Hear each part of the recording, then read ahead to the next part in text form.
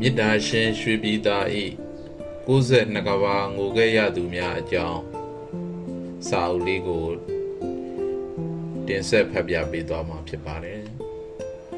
အထွတ်အထိပ်သို့ရောက်စေမည့်ကျင့်စဉ်မစွန့်လွတ်တဲ့သူဟာဘယ်သောအခါမှအထွတ်အထိပ်သို့မရောက်နိုင်ဘူးဆိုတာငါတပည့်တို့မှတ်ထားကြမိမိခန္ဓာကိုယ်ရဲ့တတ်တာမှုကိုသူတစ်ပါးအတွက်စွန့်လွတ်နိုင်ရမယ်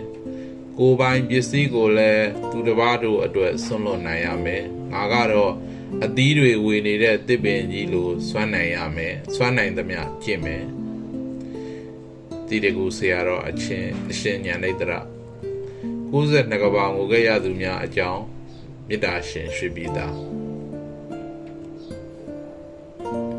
ကြီးညိုခြင်း၃မျိုးကြီးညိုခြင်း၃မျိုးရှိမိမိကိုမိမိကြီးညိုခြင်းအတူနေများကကြီးညိုခြင်း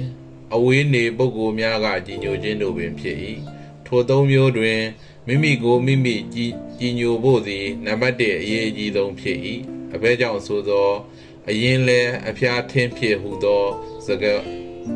ကားပုံအတိုင်းမိမိကိုမိမိတကယ်ကြီးညိုအောင်နေလျင်အတူနေများကကြီးညိုခြင်းအဝေးနေများကကြီးညိုခြင်းတို့သည်အလိုလိုပါသွားသောကြောင့်ပင်ဖြစ်၏မေတ္တာရှင်ရွှေပြည်သား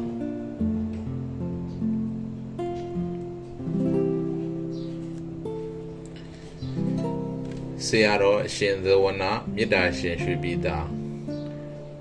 1326ခုနှစ်တဘူရဲလာဇန်15ရက်နေ့15ရက်အင်္ဂါနေ့တွင်မန္တလေးတိုင်းအမရပူရမြို့နန်းတော်ရာစံပြရက်ကွက်နေဦးထီဒေါ်သိန်းရင်တို့မှဖွားမြင်သောဒုတိယသားဖြစ်သည်မန္တလေးမြို့မူလစီးပန်နီကျောင်းတိုက်ပညာဗိမာန်သာသနာပြုကျောင်းဆရာတော်ဦးပညာသာမိထံ၌1338ခုနှစ်တွင်ခမဲတော်မေတော်တို့၏ပစ္စယနုဂဟဖြင့်တာမဏေဘဝသို့ရောက်သည်မန္တလေးမြို့တောင်ပြင်မိုးတားကျောင်းတိုက်ခန္ဓာသိန်း၌၎င်းကျောင်းတိုက်တိုက်အုပ်ဆရာတော်ဦးမေတိယကိုဥပစ္စေပြု၍မန္တလေးတိုင်းချမ်းအေးသာဇံမြို့နယ်တီတာအေး902ရပ်ကွက်မှဦးဝင်းမြင့်ဒေါ်ထွေဦးဝင်းမြဒေါ်ခင်မူတို့၏ပစ္စယနုဂဟဖြင့်1346ခုနှစ်ကစုံလာဇန်15ရက်နေ့တွင်ယဟန်ပေါင်သို့တက်ရောက်သည်မန္တလေးမြို့မူလစီးပန်နီကျောင်းတိုက်ပညာဗိမာန်သာသနာပြုကျောင်းမြင်းကြံခရိုင်တောင်သာမြို့နယ်သာသနာ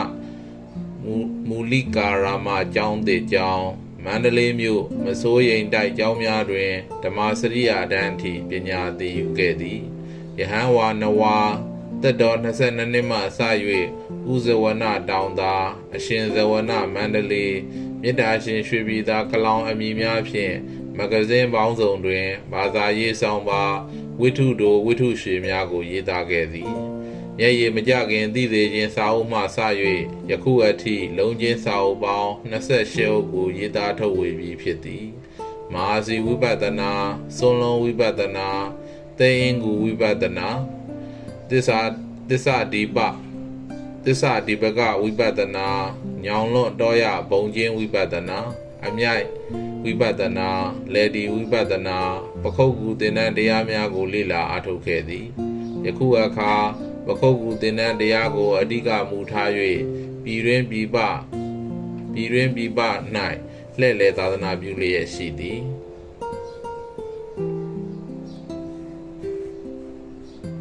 62ကဘာငိုခဲ့ရသူများအကြောင်းလွန်ခဲ့သော62ကဘာကဖုဒ္ဓအမည်ရှိဖျားရှင်ကိုရောမြတ်ကြီးသည်ဖျားရှင်ကိုရောမြတ်ကြီးလောကတွင်ပွင့်ထွန်းပေါ်ပေါက်တော်မူခဲ့သည်ထိုဖျားရှင်၏ခမဲတော်မှာကာတိတိုင်းကိုအုပ်ချုပ်သောဇယသေနမင်းကြီးဖြစ်သည်မဲတော်မှာတိတိမာဖြစ်သည်ဖုဒ္ဓဖျားရှင်တွင်မအေတူဖေခွဲညီအကိုမင်းသား3ယောက်ရှိသည်တရားလွန်ခဲ့သောဇယသေနမင်းကြီးသည်ဖျားရှင်ကိုသူတယောက်တည်းပြုစုလုပ်ကြွေးလူဒန်းသည်တခြားမည်သူကိုမျှပြုစုလုပ်ကြွေးလူဒန်းခွင့်မပြုဘုရားရှင်ကျောင်းတော်နှင့်နန်းတော်ကြားလမ်းတစ်လျှောက်လုံးတွင်အကာအယံများ အခိုင်အမာကာယံထားသည်ဟုဆိုသည်တခြားသူများကသူထက်အရင်ဘုရားရှင်နှင့်သံဃာတော်များကိုဝင်ရောက်ပူဇော်လှူဒန်းသွားမှာကိုစိုးရိမ်သောကြောင့်ဖြစ်ဟန်တူသည်ညီနောင်မင်းသား၃ယောက်သည်ဘုရားအမှုရှိသောသံဃာတော်များကိုခမဲတော်နီးတူပြုစုလုပ်ကြွေးလှူဒန်းကြကြ၏ထို့ကြောင့်ခမဲတော်ထံခွင်တောင်းရာခွင့်ပြုချက်မရပေကုသိုလ်ကိုမရမကပြုကျင်နေသောမင်းသားများသည်ရိုးရိုးမရလျင်ပရိယေစင်ပြီးရအောင်ယူမည်ဟုကြံစကာမြို့ရွာဇနပုတ်တွင်သူတို့လူများကိုတပုံများအသွင်ထားကြွတောင်းကျမ်းကြဖို့တရုတ်ဝက်စေခိုင်းလိုက်သည်တပုံများထားကြွတောင်းကျမ်းကြောင်းတရင်ကြသောအခါဇယသေနမင်းကြီးသည်မင်းသား၃ယောက်အားတွားရောက်နှိမ်နှင်းခိုင်းလိုက်၏မင်းသားများတွားရောက်နှိမ်နှင်းပြီးအောင်မြင်မှုများရကာပြန်လာကြသည်မင်းကြီးကလူသောစုကိုတောင်းခိုင်းရာမင်းသား၃ဦးလုံးကဖျားအမှုရှိသောတန်ဃာတော်များအားပြုစုလုပ်ကြွေးခွင့်ကိုတောင်းကြသည်မင်းကြီးကခွင့်မပြုပေတခြားလူသောစုကိုပြောင်းလဲ၍တောင်းရန်အမိန့်ချ၏မင်းသား၃ယောက်ကလည်းပြတ်သား၏ဒါနပြုခွင့်စုမှတပါတခြားမည်သည့်စုမှမယူလိုဟု၏ထိုအခါမင်းကြီးသည်တထစ်လျှော့လိုက်ပြီးအချိန်အကန့်အသတ်နှင့်တောင်းဖို့အမိန့်ချသည်ဖျားမှုရှိသောတန်ဃာတော်များကို9နှစ်ပြုစုလုပ်ကြွေးခွင့်ပြုပါမပြုနိုင်6နှစ်မပြုနိုင်9နှစ်မပြုနိုင်ထိုမှတထစ်ချအလျှော်အတင်းလောက်ရမှ3လကြာမှမင်းကြီးကခွင့်ပြုသည်အံ့ဩစရာကောင်းပေစွာလောကရှိပုရုဇဉ်အများသူသည်ယူဖို့သာကြိုးစားနေကြသည်မင်းကြီးနှင့်မင်းသား၃ယောက်ကလှူဖို့ကြိုးစားနေကြ၏တခြားလူသားအများစုသည်လောကကိုမိမိအတွက်အသုံးချဖို့ကြိုးစားနေကြ၏မင်းကြီးနှင့်မင်းသား၃ယောက်ကမိမိကိုယ်ကိုလောကအတွက်အသုံးချနေကြ၏တခြားလူသားအများစုသည်အာလောဘခေါ်ပေးမှုကိုမွေးသားသားလိုသဘောထားပြီးလောဘခေါ်ယူမှုကိုတာအရင်လိုသဘောထားကြ၏မင်းကြီးနှင့်သား၃ယောက်ကအာလောဘခေါ်ပေးမှုကိုတာအရင်လိုသဘောထားပြီးမိဘလောဘခေါ်ယူမှုကိုမွေးသားလိုသဘောထားကြ၏တခြားလူသားများသည်ရာယူခြင်း၌မွေ့လျော်ကြ၏မင်းကြီးနှင့်သား၃ယောက်ကပေးဆက်မှု၌မွေ့လျော်ကြ၏မိုးနှင့်မြေပမာကွာခြားလွန်လာ၏လူသားတို့တာအရင်လိုသဘောထားပြီးမျက်နှာသာပေးသောလောဘဓာတ်သည်သူ့ကိုလက်ခံထားသည့်ထိုလူသားအားစိုးကြိုး၃မျိုးပေး၏တက်ရှိတက်မဲ့တစုံတစ်ခုကိုဆွဲလန်းတက်မဲ့သောစိတ်နှင့်သေးလျင်ပိတ္တာဘုံသို့ရောက်ရသည်လောဘဓာတ်များထို့ထက်များလာလျင်ကမ္ဘာလောကကြီးအငတ်ဘေးဆိုက်ရသည်လောဘဓာတ်များထို့ထက်ပို၍များလာအောင်မည်ဆိုလျင်ကမ္ဘာလောကကြီးသည်မီးလောင်၍ပျက်စီးရသည်ထို့ကြောင့်ဗုဒ္ဓကလောဘဓာတ်သည်ဆောင်ထားရမည့်တရားမဟုတ်ပယ်တတ်ရမည့်တရားဟုသိစေရန်အတွက်သမုဒိယသစ္စာထဲတွင်ထည့်သွင်းဟောကြားတော်မူခဲ့ခြင်းဖြစ်၏ထိုလောဘဓာတ်ကိုဒါနပြုခြင်းအပြင်လည်းပယ်တတ်ရ၏ဒုတင်စောက်တည်ခြင်းအပြင်လည်းပယ်တတ်ရ၏အတုပဘဝနာရှုခြင်းအပြင်လည်းပယ်တတ်ရ၏သေရခြင်းသဘောကိုအဖန်ဖန်အမှတ်ရခြင်းမရဏနုတ္တိဘာဝနာကိုပွားများခြင်းအပြင်လည်းပယ်တတ်ရ၏မလေးဖို့ရအောင်ဝိပဿနာတရားကိုနာကြားရှုပွားခြင်းအပြင်လည်းပယ်တတ်ရ၏အာလောဘဓာတ်ကိုလက်ခံပြီးဒါနပြုသူများသည်အနိုင်ဆုံးအပြင်လူချမ်းသာနတ်ချမ်းသာကိုရ၏အမြင့်ဆုံးအားဖြင့်နိဗ္ဗာန်ချမ်းသာအထိရ၏ဒါနကိုနိဗ္ဗာန်ချမ်းသာအထိပေးပုံတာရကတစ်ခုထုတ်ပြအံ့ဤတာရကကိုမဟာစီဆရာတော်ဘုရားကြီးသည်နိဗ္ဗာန်ဆိုင်ရာတရားတော်စာအုပ်စာမျက်နှာ15-16တွင်ဟောကြားထားခြင်းဖြစ်သည်အနာဂံသည်ကာမတဏကိုပယ်သည်ဒါနသီလစာသောကုသိုလ်များကိုမပယ်တဂရာကံကဆက်ပြီးရှုနေရင်ဝိပဿနာဉာဏ်ရင့်သန်ပြည့်စုံတဲ့အခါအနာဂါမိမက်ဖို့ဖြင့်နိဗ္ဗာန်ကိုမျက်မှောက်ပြုတယ်အနာဂံပုဂ္ဂိုလ်ဖြစ်သွားတယ်ကာမဘုံ၌ဖြစ်စေနိုင်တဲ့ကံဟောင်းတွေကုန်သွားတယ်ကာမဘုံ၌ဖြစ်စေမဲ့ကံတွေလည်းမဖြစ်တော့ဘူးဒီနေရာမှာက ကာမဝါစရကုသိုလ်ကံမဖြစ်တော့ဘူးလားလို့မေးတရားရှိတယ်ဖြစ်တော့ဖြစ်တယ်ဒါပေမဲ့ကာမဘဝကိုတာယာတက်မဲ့တဲ့ကာမတဏမရှိတော့တဲ့အတွက်အဲ့ဒီကာမကုသိုလ်ကံကကာမဘဝကိုမဖြစ်စေနိုင်တော့ဘူးဒါကြောင့်ကာမဘုံ၌ဖြစ်စေမိကံတယ်လည်းမဖြစ်တော့ဘူးလို့ဆိုရတယ်ဒါဖြင့်အဲ့ဒီကာမကုသိုလ်ကံကလုံးဝအကျိုးမပေးတော့ဘူးလားလို့မေးတရားရှိလာပြန်တယ်မျက်မှောက်အကျိုးနဲ့ပကဒုပနေတယတတ္တိဖြင့်အရဟတမေအရဟတဖို့အကျိုးများကိုတော့ပေးနိုင်ပါတယ်အဲ့ဒီအကြောင်းကိုဥက္ကာတကြွယ်ဝိထုဖြင့်သိရပါတယ်ဒါနကုသိုလ်ကအရဟတဖို့ကိုအကျိုးပေးပုံတခါကဥက္ကာတကြွယ်ဟာတန်ဃာတော်များနှင့်အတူမြတ်စွာဘုရားကိုပင်ပြီးမွန်မြတ်သောစွန့်ခဲပွဲဘောဇဉ်စသည်တို့ကိုကတ်လူပါတယ်ကတ်လူတဲ့အခါမှာလဲ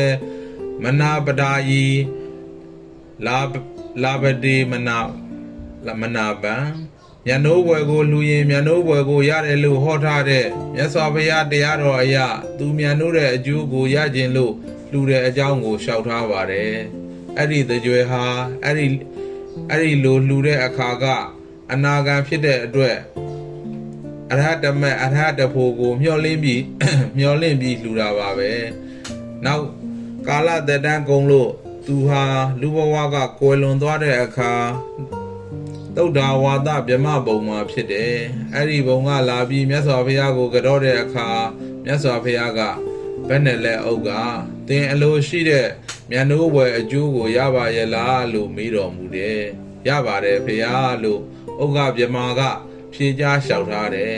အဲ့ဒီမှာသူမြတ်နိုးတဲ့အရဟတဖို့ကိုမျှော်လင့်ပြီးစွန့်စသည်ကိုလှူခဲ့လို့သုဒ္ဓဝါဒဘုံမှာဖြစ်ပြီးမကြာမီမှာပင်အရဟတဖို့ကိုရပြီးယဟန္တာဖြစ်သွားတယ်ဒါကြောင့်အနာဂတ်မှာကာမကုသိုလ်ကံဥပနိဒေယတတ္တိဖြင့်အရဟတဖို့အကျိုးကိုပေးကြောင်းသိရပါတယ်မဟာစီဆရာတော်ဤနိဗ္ဗာန်ဆိုင်ရာတရားတော်မှာအပယ်ဆွဲချမည်လောဘကိုဦးစားပေးပြီးနိဗ္ဗာန်ထိပို့မည်အလောဘကိုဘေးဖယ်ထားခြင်းသည်မိုင်မဲတွေ့ဝေသောကြောင့်ပင်ဖြစ်၏လောက၌ပစ္စည်းဥစ္စာကုန်ခြင်းသည်၃မျိုးရှိ၏လူတန်း၍ကုန်ခြင်းသုံးဆွဲ၍ကုန်ခြင်းရန်သူမျိုး၅ပါးဖြည့်ဆည်းခံရ၍ကုန်ခြင်းတို့ပင်ဖြစ်၏ဤကုန်ခြင်း၃မျိုးတို့တွင်ဖျားရှင်သည်လူတန်းစွန်ကြဲ၍ကုန်ခြင်းကိုချီးမွမ်းတော်မူ၏အဘဲကြောင့်ဤလူတန်း၍ကုန်ခြင်းသည်အနှိမ်ဆုံးအားဖြင့်လူချမ်းသာနတ်ချမ်းသာအကျိုးအမြင့်ဆုံးအားဖြင့်နိဗ္ဗာန်ချမ်းသာအကျိုးအထိရနိုင်သောကြောင့်ပင်ဒီဗုဒ္ဓသည်ဓမ္မပရ၌ဖော်ပြပါဒသနပါသည့်ဂါထာတဂါထာကိုဟောကြားတော်မူခဲ့၏မတ္တာဒုက္ခပရိစ္ဆာကပတ္တိစေဝိပုလံဒုက္ခံစသေးမတ္တာဒုက္ခံဒီယောတံပတ္တံဝိပုလံဒုက္ခံအနည်းငယ်သောချမ်းသာဒုက္ခလူပွဲဝိထုကိုစွန့်လျင်ပြန်ပြောကျယ်ဝန်းများပြားစွာသောချမ်းသာဒုက္ခကိုရ၏ထိုကဲ့သို့တည်သောပညာရှိသည်အနည်းငယ်သောချမ်းသာဒုက္ခအလူပွဲဝိထုကိုပြည့်စုံရ၏ဤဒေသနာတော်ကိုဗုဒ္ဓသည်မိမိကိုယ်တွင်ဖြစ်ရတစ်ခုကိုကြည်ပြီးဟောကြားတော်မူခဲ့ခြင်းဖြစ်သည်ဘုရားအလောင်းတော်နုသင်ဘဝတစ်ခုကသားတစ်ယောက်ရှိခဲ့၏ထိုသားသည်ပစ္စေကဗုဒ္ဓအလောင်းဖြစ်၏ထိုသားကိုဝေးလံသောဒေသတစ်ခုသို့ပညာသင်လွှတ်လိုက်၏နှစ်အတော်ကြာသည့်အထိသားဖြစ်သူပြန်မလာသောအခါဘုရားအလောင်းဘုံနာကြီးသည်ထိုတိုင်းပြည်သို့လိုက်သွား၏စုံစမ်းကြည့်သောအခါသားဖြစ်သူသည်ပစ္စေကဗုဒ္ဓဖြစ်ပြီးပရိနိဗ္ဗာန်ဆံဝင်သွားခဲ့ပြီဖြစ်သည်ပစ္စေကဗုဒ္ဓ၏အယုဒ္ဓတော်များကိုဌာပနာပြီးတည်ထားသောဇေဒီလေးကိုသာတွေ့ရတော့၏ဘုံနာကြီးသည်တောပန်းတောင်ပန်းများကိုရှာဖွေယူဆောင်ပြီးဇေဒီလေးကိုပူဇော်ကြော့ခဲ့၏ထိုတောပန်းတောင်ပန်းလေးများကိုဇေဒီငယ်အားပူဇော်ခဲ့သောကုသိုလ်ကြောင့်ယခုဘုရားရှင်ဖြစ်လာသောအခါရာဇဂိုပြည်မှဝေသာလီပြည်သို့အကြွတွင်လူတွေသာမကနတ်မြမာများကပါကြီးကျယ်ခမ်းနားစွာပူဇော်ခဲ့ခြင်းဖြစ်ကြောင်းပြန်လည်ဟောကြားတော်မူခဲ့သည်စာရေးသူသည်1985ခုနှစ်မှ1988ခုနှစ်အထိ မန္တလေးမြို့မစိုးရိမ်တိုက်သစ်တွင်ပညာသင်ယူခဲ့သည်ထို၄နှစ်အတွင်းစာရေးသူသည်ဝါဆိုသင်္ကန်းကထိန်သင်္ကန်းတစ်စုံမှမရခဲ့ပါထို့သို့၄နှစ်အတွင်းသင်္ကန်းတစ်စုံမှမရခြင်းတွင်အကြောင်း၃ချက်ရှိသည်တစ်အချက်မှာရိတ်သားနှင့်စာသင်တိုက်တို့၏ကွာခြားချက်ပင်ဖြစ်သည်ရိတ်သားတင်သူ့အလုပ်ကိုကလူအများနှင့်ဆက်ဆံရ၏ထို့ကြောင့်လူအများစုသည်ရိတ်သားသို့လူပြစ်သည်သာများ၏စာသင်တိုက်ကဆင်းရဲသောစာသင်သားများနှင့်သာဆက်ဆံရ၏လူအများနှင့်ဆက်ဆံရာအလုံးမရှိထို့ကြောင့်တရားရှိုံတစ်ခုနှင့်စာသင်တိုင်များကိုမလူပြေတွေးခေါ်မျှော်မြင်သောပညာပါရှိမှစာသင်တိုင်များသို့လူပြစ်သည်ပရိယတ္တိစာပေသည်ကံမောင်းနှင့်တူသည်ပฏิပတ်တိတရားအကျင့်သည်ကံထဲမှရှိသောရေနှင့်တူသည်ပရိဝေဒဟုသောမဉ္ဇဉ်ပူဉ္ဇဉ်သည်ထိုရေမှပေါက်သောကြာပန်းနှင့်တူသည်ကံရှိမှရေရှိနိုင်သလိုစာသင်တိုင်များရှိမှတရားကျင့်သောနိလန်းများတည်ရှိမည်ရေရှိမှကြာရှိသလိုတရားကျင့်နည်းများရှိမှမဉ္ဇဉ်ပူဉ္ဇဉ်ရရှိမည်ဖြစ်သည်ကံပေါင်းရေကြာ၃မျိုးတွင်ကံပေါင်းသည်အရေးကြီးဆုံးဖြစ်ပြီးတကဲ့သို့ပရိယတ္တိပฏิပတ်တိပฏิဝေဒ၃မျိုးတွင်ပရိယတ္တိဟူသောစာသင်တိုင်များသည်သာသနာတွင်မရှိမဖြစ်အရေးကြီးဆုံးသောအရာများဖြစ်ကြသည်ထို့ကြောင့်စာသင်တိုင်များတိုးတက်ပြန်ပွားအောင်မဖြစ်မနေလူဒန်းသင်သည်ဤအတွေ့အခေါ်သည်တရားသာမကပညာရှိသူတွင်သာဖြစ်နိုင်သည်မဟုတ်ပါလားထို့ကြောင့်စာသင်တိုင်များကိုလူပြစ်ဖို့ဆိုသည်မှာတရားသာမကပညာပါလိုသည်ဟုဆိုခဲ့ခြင်းဖြစ်သည်စာရေးသူ၄နှစ်အတွင်းသင်္ကန်းတစ်စုံမှမရခြင်း၏ဒုတိယအကြောင်းမှာမန္တလေးမြို့သည်ဘာသာရေးမြို့တော်ဖြစ်သောကြောင့်ယဟန်တန်ဃာတော်များသည်အဆက်မတန်များပြားလွန်းသည်ထိုအကြောင်းကြောင့်လည်းစာရေးသူသည်သင်္ကန်းတစ်စုံမှမရခြင်းဖြစ်သည်ဒုတိယအကြောင်းမှာစာရေးသူသည်အတိတ်ဘဝကဒါနကုသိုလ်ကံအလွန်နှဲပါခဲ့၏ထိုအကြောင်းကြောင့်လည်း၄နှစ်အတွင်းသင်္ကန်းတစ်စုံမှမရခြင်းဖြစ်သည်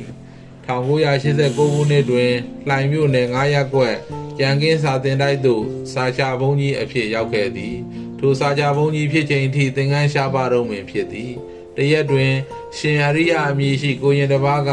သင်္ကန်းလာရောက်အလူခံရာလူတရားအဖို့သင်္ကန်းမရှိသဖြင့်လေးလာခွဲကြော်စုထားသောစုဘူးကြီးကိုခွဲပြီးရလာသောငွေ450ကျပ်ဖြင့်ရှံသင်္ကန်းအကောင်းသားတစ်စုံဝယ်လူခဲ့သည်ထိုသင်္ကန်းလူပြီးနောက်ရက်မှစ၍သင်္ကန်းများပေါ်များခဲ့သည်မှာယနေ့စာရေးနေချိန်ထိဖြစ်သည်စာရေးသူကျောင်းသို့အလယ်အပတ်ရောက်လာသောစာချစာသင်တန်ခါမှန်သမျှသင်္ကန်းတစ်စုံနှင့်ငွေ9000လူနေသည်မှာနှစ်မနေတော့ပေပြီးခဲ့သည့်နှစ်1369ခုနှစ်ကစာရေးသူသည်မြိတ်မြို့ကြောက်ဖြူတောင်ရွာတိညီနောင်ဓမ္မရိပ်သာကျောင်းတွင်ဝါဆိုတရားပြခဲ့သည်ထိုနှစ်ကမြိတ်မြို့စာသင်တိုက်73တိုင်းမှစာချစာသင်တန်ဃာတော်950ပါးတို့အားသင်္ကန်းအစုံ950လူနိုင်ခဲ့သည်စာချဆရာတော်တစ်ပါးကိုဝတ္ထုငွေ1000စီလဲလှူခဲ့သည်နိုင်မြို့နယ်တွင်ရှိသင်ကကိုရင်အရိယာအားလှူခဲ့သည်မှာသင်္ကန်းတစ်စုံနဲ့သာယခုပြန်လဲအကျိုးပေးသောအခါသင်္ကန်းအစုံပေါင်းမရေမတွက်နိုင်အောင်ပင်ဖြစ်၏ထို့ကြောင့်အနှဲငယ်လူတော်လဲကောင်းကျိုးကြတော့အများကြီးရသည်ဟုသောဓမ္မပဒလာဗုဒ္ဓတကားတော်သည်သွေးထွက်အောင်မှန်ကန်ကြောင်းထောက်ခံချက်ပေးခြင်းပါသည်ဥစ္စာသည်ကိုယ်ပိုင်ဥစ္စာဘုံဆိုင်အများဆိုင်ဥစ္စာဟုနှမျိုးရှိ၏ကိုယ်ပိုင်ဥစ္စာမှန်လျင်ရေမိမင်းခိုးသူအမွေခံဆိုးဟုသောရန်သူမျိုး၅ပါးဖြစ်စီ၍မရတည်သောအခါတွင်လည်းတန်တရားတစ်လျှောက်နောက်ကတကောက်ကောက်လိုက်၍နိဗ္ဗာန်အထိကောင်းကျိုးပေး၏ထိုကိုယ်ပိုင်ဥစ္စာဟူသည်လူတန်းပြီးသွားသောဒါနကုသိုလ်ပင်သည်ဘုံဆိုင်ဥစ္စာမှန်လျင်ရန်သူမျိုး၅ပါးအမြဲဖြစ်စည်းခံရသည်မိမိတည်သောအခါတွင်လည်းတစုံတစ်ခုမှလိုက်ပါမလာနိုင်ပေထိုဘုံဆိုင်ဥစ္စာဟူသည်ကမလူရသေးသောဥစ္စာပစ္စည်းချမ်းမြေများပင်သည်အလူဒါနပြုလျင်ကောင်းကျိုးချမ်းသာရမည်ဆိုတာကိုသိပါလျက်ဒါနပြုသူများနေပါလွန်းနေသည်မှာအဘဲကြောင့်နီအဖြေကဒါနပြုပြီးလူချမ်းသာနတ်ချမ်းသာရောက်ခဲ့ရသောဘဝအရေးအတွက်ထက်ဒါနမပြုဘဲနေခဲ့သည့်အတွက်အပေကြခဲ့ရသောဘဝအရေးအတွက်ကအစမတန်များပြားလွန်းနေသောကြောင့်အထုံလိုက်အကျင့်ပါပြီးဒါနပြုသူနေပါနေရခြင်းဖြစ်၏နာခိဒုက္ခသည်များအားမြမတပြည်လုံးရှိယဟန်ရှင် ယဟန်ရှင်လူအလုံးစွမ်းနိုင်သမျှဝိုင်းဝန်းလှူဒန်းကြ၏ထိုလှူဒန်းသူများအလုံးတွင်ဒီတကူဆရာတော်ကြီးကအသာဆုံးဟုဆိုသင့်၏တစင်စကားကြားသိရသည်မှာဆရာတော်ကြီးသည်ရန်ကုန်တွင်ကျောင်းကြီးတစ်ကျောင်းဆောက်ရန်ထားသောငွေများကိုနာဂိဒုက္ခသည်များအားလုံးလှူဒန်းပစ်ခဲ့သည်ဟုသိရသည်မိမိကျောင်းပြီးဖို့အတွက်တကားတကမာများထံဇွတ်တရွတ်အလူခံသောကိုတော်များကြားတွင်မိမိကျောင်းဆောက်ဖို့ငွေများကိုပင်ဒုက္ခသည်များအားလှူဒန်းရသောဆရာတော်ကြီးကိုဖူးမြင်ရသည်မှာကျေတာယာအယောင်တို့ကိုမေ့မိန်သွားစေသောလပြည့်ညတွင်ထွက်ပေါ်လာသည့်လပြည့်ဝန်းကြီးကိုတွေ့ရတဲ့ကဲ့သို့ပြည့်တရေမင်္ဂလာအပေါင်းနှင့်ပြည့်စုံလာပေ၏ဆရာတော်ကြီး၏အနစ်နာခံကိုကျိုးစွန့်လူဒန်းမှုကိုဝမ်းမြောက်သာရုနုမော်ခေါ်နိုင်ရန်22ရက်6လ2008ရက်နေ့ထုတ်ကျေးမုံသတင်းစာပါဆရာတော်ကြီးကိုယ်တိုင်ရေးသားသည့်ဆောင်းပါးကိုကောက်နှုတ်တင်ပြလိုက်ပါသည်ဝမ်းနေခြင်းနှင့်ဝမ်းသာခြင်းဒီတကူဆရာတော်အရှင်ညာနေတရ2008ခုနှစ်မေလ2ရက်နဲ့3ရက်နေ့ကမြန်မာနိုင်ငံဧရာဝတီတိုင်းတောင်ပိုင်းနှင့်ရန်ကုန်တိုင်းအချို့ဒေသများတွင်တနာရီလျင်ကီလိုမီတာ200ခန့်အထိပြင်းထန်သောဆိုင်ကလုန်းမုန်တိုင်းတိုက်ခတ်မှုကြောင့်ရဟန်းရှင်လူပြည်သူတန်းနှစ်ချီ၍ကြောင်းမဲ့အိမ်မဲ့ဘဝသို့ရောက်ခဲ့ရပြီးရဟန်းရှင်လူပြည်သူ3,300,000ကျော်ဗျံပဒါသေဆုံးခဲ့ရသည့်အဖြစ်ဆိုကြီးကတသက်တခါကြုံခဲ့ရသည့်အလွန်ဝမ်းနည်းကြီးကွဲပွဲအဖြစ်ဆိုကြီးတရအဖြစ်မှတ်တမ်းတင်ခဲ့ရလေသည်ဤတသက်မှာဤအဖြစ်မျိုးနောက်ထပ်တဖန်မကြုံတွေ့ပါရစေနှင့်ဟုဆုတောင်းမိပါသည်ထို့အပြင်နောက်ဘဝဆက်တိုင်းဤမြလောက်ဝမ်းနည်းကြီးကွဲပွဲကောင်းသောဘောဂပြဿနာရောဂပြဿနာညာတိပြဿနာသီလပြဿနာဒိဋ္ဌိပြဿနာဟူသောစီးပွားပြည့်ဆွေမျိုးပြည့်မိသားစုပြည့်ကျန်းမာရေးပြည့်ကိုကျင့်သီလပြည့်ဘာသာရေးပြည့်လူမှုရေးပြည့်စသည့်ပျက်စီးခြင်းအမျိုးမျိုးတို့ကိုဘယ်ဘဝမှာမှမမြင်မတွေ့ပြရစေနှင့်ဟုဆုတောင်းမိပါသည်ထို့ပြင်လည်းမြည်သည့်လူသားတစ်စုံတစ်ယောက်မျှဤကဲ့သို့သောပျက်စီးခြင်းမျိုးစုံတို့ကိုမထိမတွေ့မခံစားကြရပါစေနှင့်ဟုဆုတောင်းရပါသည်မိမိကိုယ်တိုင်ဤကဲ့သို့သောပျက်စီးခြင်းမျိုးတို့ကိုမထိမတွေ့မခံစားကြရစေမူမိမိနိုင်ငံသူနိုင်ငံသားယဟန်ရှင်လူအများတို့ဤမြဆက်ခါဆူးရှာသောကိုစင်ရဲ့စိတ်စင်ရဲ့တို့ကိုခံစားရသည့်အဖြစ်ကိုသိရှိမြင်တွေ့ရသည့်အခါမိမိ၏နှလုံးသားမှလည်းထိုဒုက္ခသည်များနှင့်မခြားအသွားတရားဖြင့်ထိုးဆွခံရပြီးသည့်အလားပြင်းစွာသောဝေဒနာကိုဆူဆူရှာရှာခံစားရပါသည်ပြင်းစွာသောနှလုံးသား၏တုန်လှုပ်ခြင်းကိုမိတို့တိုင်းတာရမည်မသိပေထို့ကြောင့်ထိုဒုက္ခသည်တို့၏ဒုက္ခကိုငါသည်မိမြလောက်မြည်သည့်နည်းဖြင့်စောင့်ရှောက်ကူညီရပါအံ့နည်းဟုအလေးအနက်စဉ်းစားမိခဲ့သည်ဒုက္ခဘိဗုဒ္ဓနာနာထဘာဝဒတနာပဒဌာနာကရုဏာထို့ကြောင့်မေလ10ရက်နေ့ညတွင်တိတကူအဖွဲ့ကိုအရေးပေါ်အစည်းအဝေးခေါ်သည်ကရုဏာလမ်းကြောင်းကိုတိဆောက်ရန်ထိုလမ်းကြောင်းပေါ်မှာလက်တွဲလမ်းလျှောက်ကြရန်ကရုဏာ၏တရုပ်ကိုပေါ်လွင်စေဖို့ဒုက္ခရောက်သူတို့ကိုစောင့်ရှောက်ဖို့လက်တွေ့လုပ်ရမည်ဟုမူစနစ်ကိုချမှတ်ခဲ့သည်ပါဠိဘာသာဖြင့်ပြောရလျင်မနောကံကရုဏာမှကာယကံမြောက်ကရုဏာတရုပ်ဖို့အလုပ်ကိုလုပ်ကြရမည်ဖြစ်သည်လုံနိုင်စွမ်းရှိသူတို့လုပ်ငန်းကျွမ်းကျင်လုပ်တတ်သူတို့မှာလှုပ်ချင်သိရှိဖို့အရေးကြီးပါသည်လှုပ်ချင်သိပင်ရှိတော်လဲလုံနိုင်စွမ်းမရှိလျင်မလှုပ်တတ်လျင်ထိပေါက်အကျိုးမသက်ရောက်နိုင်ပေသို့ဖြစ်ခြင်းကြောင့်ဒီတကူအဖွဲ့နှင့်ဒီတကူဤတပြည့်တို့ကိုဤသုံးချက်ဖြင့်လုပ်ငန်းခွင်သို့သို့မဟုတ်ဒုက္ခရောက်သူတို့၏နယ်မြေသို့တွန်းပို့လိုက်သည်မေလ9ရက်နေ့မှာဘိုကလေးမြို့နယ်ကွန်းစည်းကျောင်းကြီးရွာဒီတကူဓမ္မဝိဟာရကျောင်းတိုက်တွင်ဒီတကူကူညီစောင့်ရှောက်ထောက်ပံ့ရေးရှေ့တန်းစခန်းကိုဖွင့်လှစ်ခဲ့သည်ပြည်တွင်းနှင့်ပြည်ပကိုအသိပေးလိုက်သည်လေဘေးရေဘေးသင်ကြသောကြီးရွာများမှတန်ဃာတော်တစ်ပါးနှင့်ရက်ရွာလူကြီး ခေါင်းဆောင်တယောက်စီကိုဖိတ်ကြားလိုက်သည်ဆံများအဝတ်အထည်များစောင်းချင်အောင်များအိုးခွက်ပကံများအမျိုးအမည်ပေါင်း100ကျော်နှင့်အခြားစားစရာအသုံးဆောင်များကိုလူဒန်းခဲ့သည်ဒီတကူနှင့်အာရှတော်ဝင်ဆရာဝန်ဆရာမများဖြင့်ဆေးရုံဆေးကန်း၄ခုဖွင့်လှစ်ခဲ့သည်ကရုံကနိအမာဆက်ဆန်းကွန်စီကြောင်ကိုယ်တိုင်အလူခံရရှိသည့်ဆေးဝါးဖြင့်ကုသပေးခဲ့သည်ဘုကလေးမျိုးပေါ်ရှိဒုက္ခသည်များမိကိုရာဘုံတော်ကြီးကျောင်း10ကျောင်းသို့3ကြိမ်သွားရောက်၍ဒုက္ခသည်များအားဆံအဝတ်အထည်နှင့်အခြားစားသည်ရာဝတ္ထုငွေများလှူဒန်းခဲ့သည်ပျက်စီးသွားသောဘုံတော်ကြီးကျောင်းများသို့တို့ပြအချက်တရားစီနှင့်ကျောင်းပြင်ရန်ဝတ္ထုငွေကျပ်3သိန်းစီလှူဒန်းခဲ့သည်အချို့ကျောင်းများသို့5သိန်းစီ10သိန်းစီလည်းပေးလှူခဲ့သည်ကရုံကနိနှင့်အမာကြီးရွာများရှိနိုင်ငံတော်အစိုးရစေယုံနေုံကိုပင်ပြင်ဆင်မွမ်းမံပေးခဲ့သည်စေယုံသို့ပစ္စည်းနှင့်စေဝါများအပြည့်အစုံကိုလည်းလှူဒန်းပေးခဲ့သည်ဘုကလေးမျိုးနိုင်ငံတော်အစိုးရစေယုံကိုဒေါ်လာ9000ခန့်တန်ဖိုးရှိသောအလူများလှူဒန်းရန်အစဉ်သင့်ပြင်ဆင်ထားပြီးဖြစ်သည်ဇွန်လ9ရက်တလပြည့်မြောက်နေ့အထိဒီရကူသာသနာပြုအဖွဲ့ကလူဒန်းထောက်ပံ့ခဲ့သောပမာဏမှာမြို့နယ်6မြို့နယ်ကျောင်းပေါင်း1344ကျောင်းတကြောင်းလျင်အနည်းဆုံးငွေကျပ်3သိန်းစီဖြင့်စုစုပေါင်းငွေကျပ်1344သိန်းကျော်လူဒန်းပြီးဖြစ်သည်တကြောင်းလျင်တို့အချက်100နှုန်းဖြင့်တို့အချက်ရေ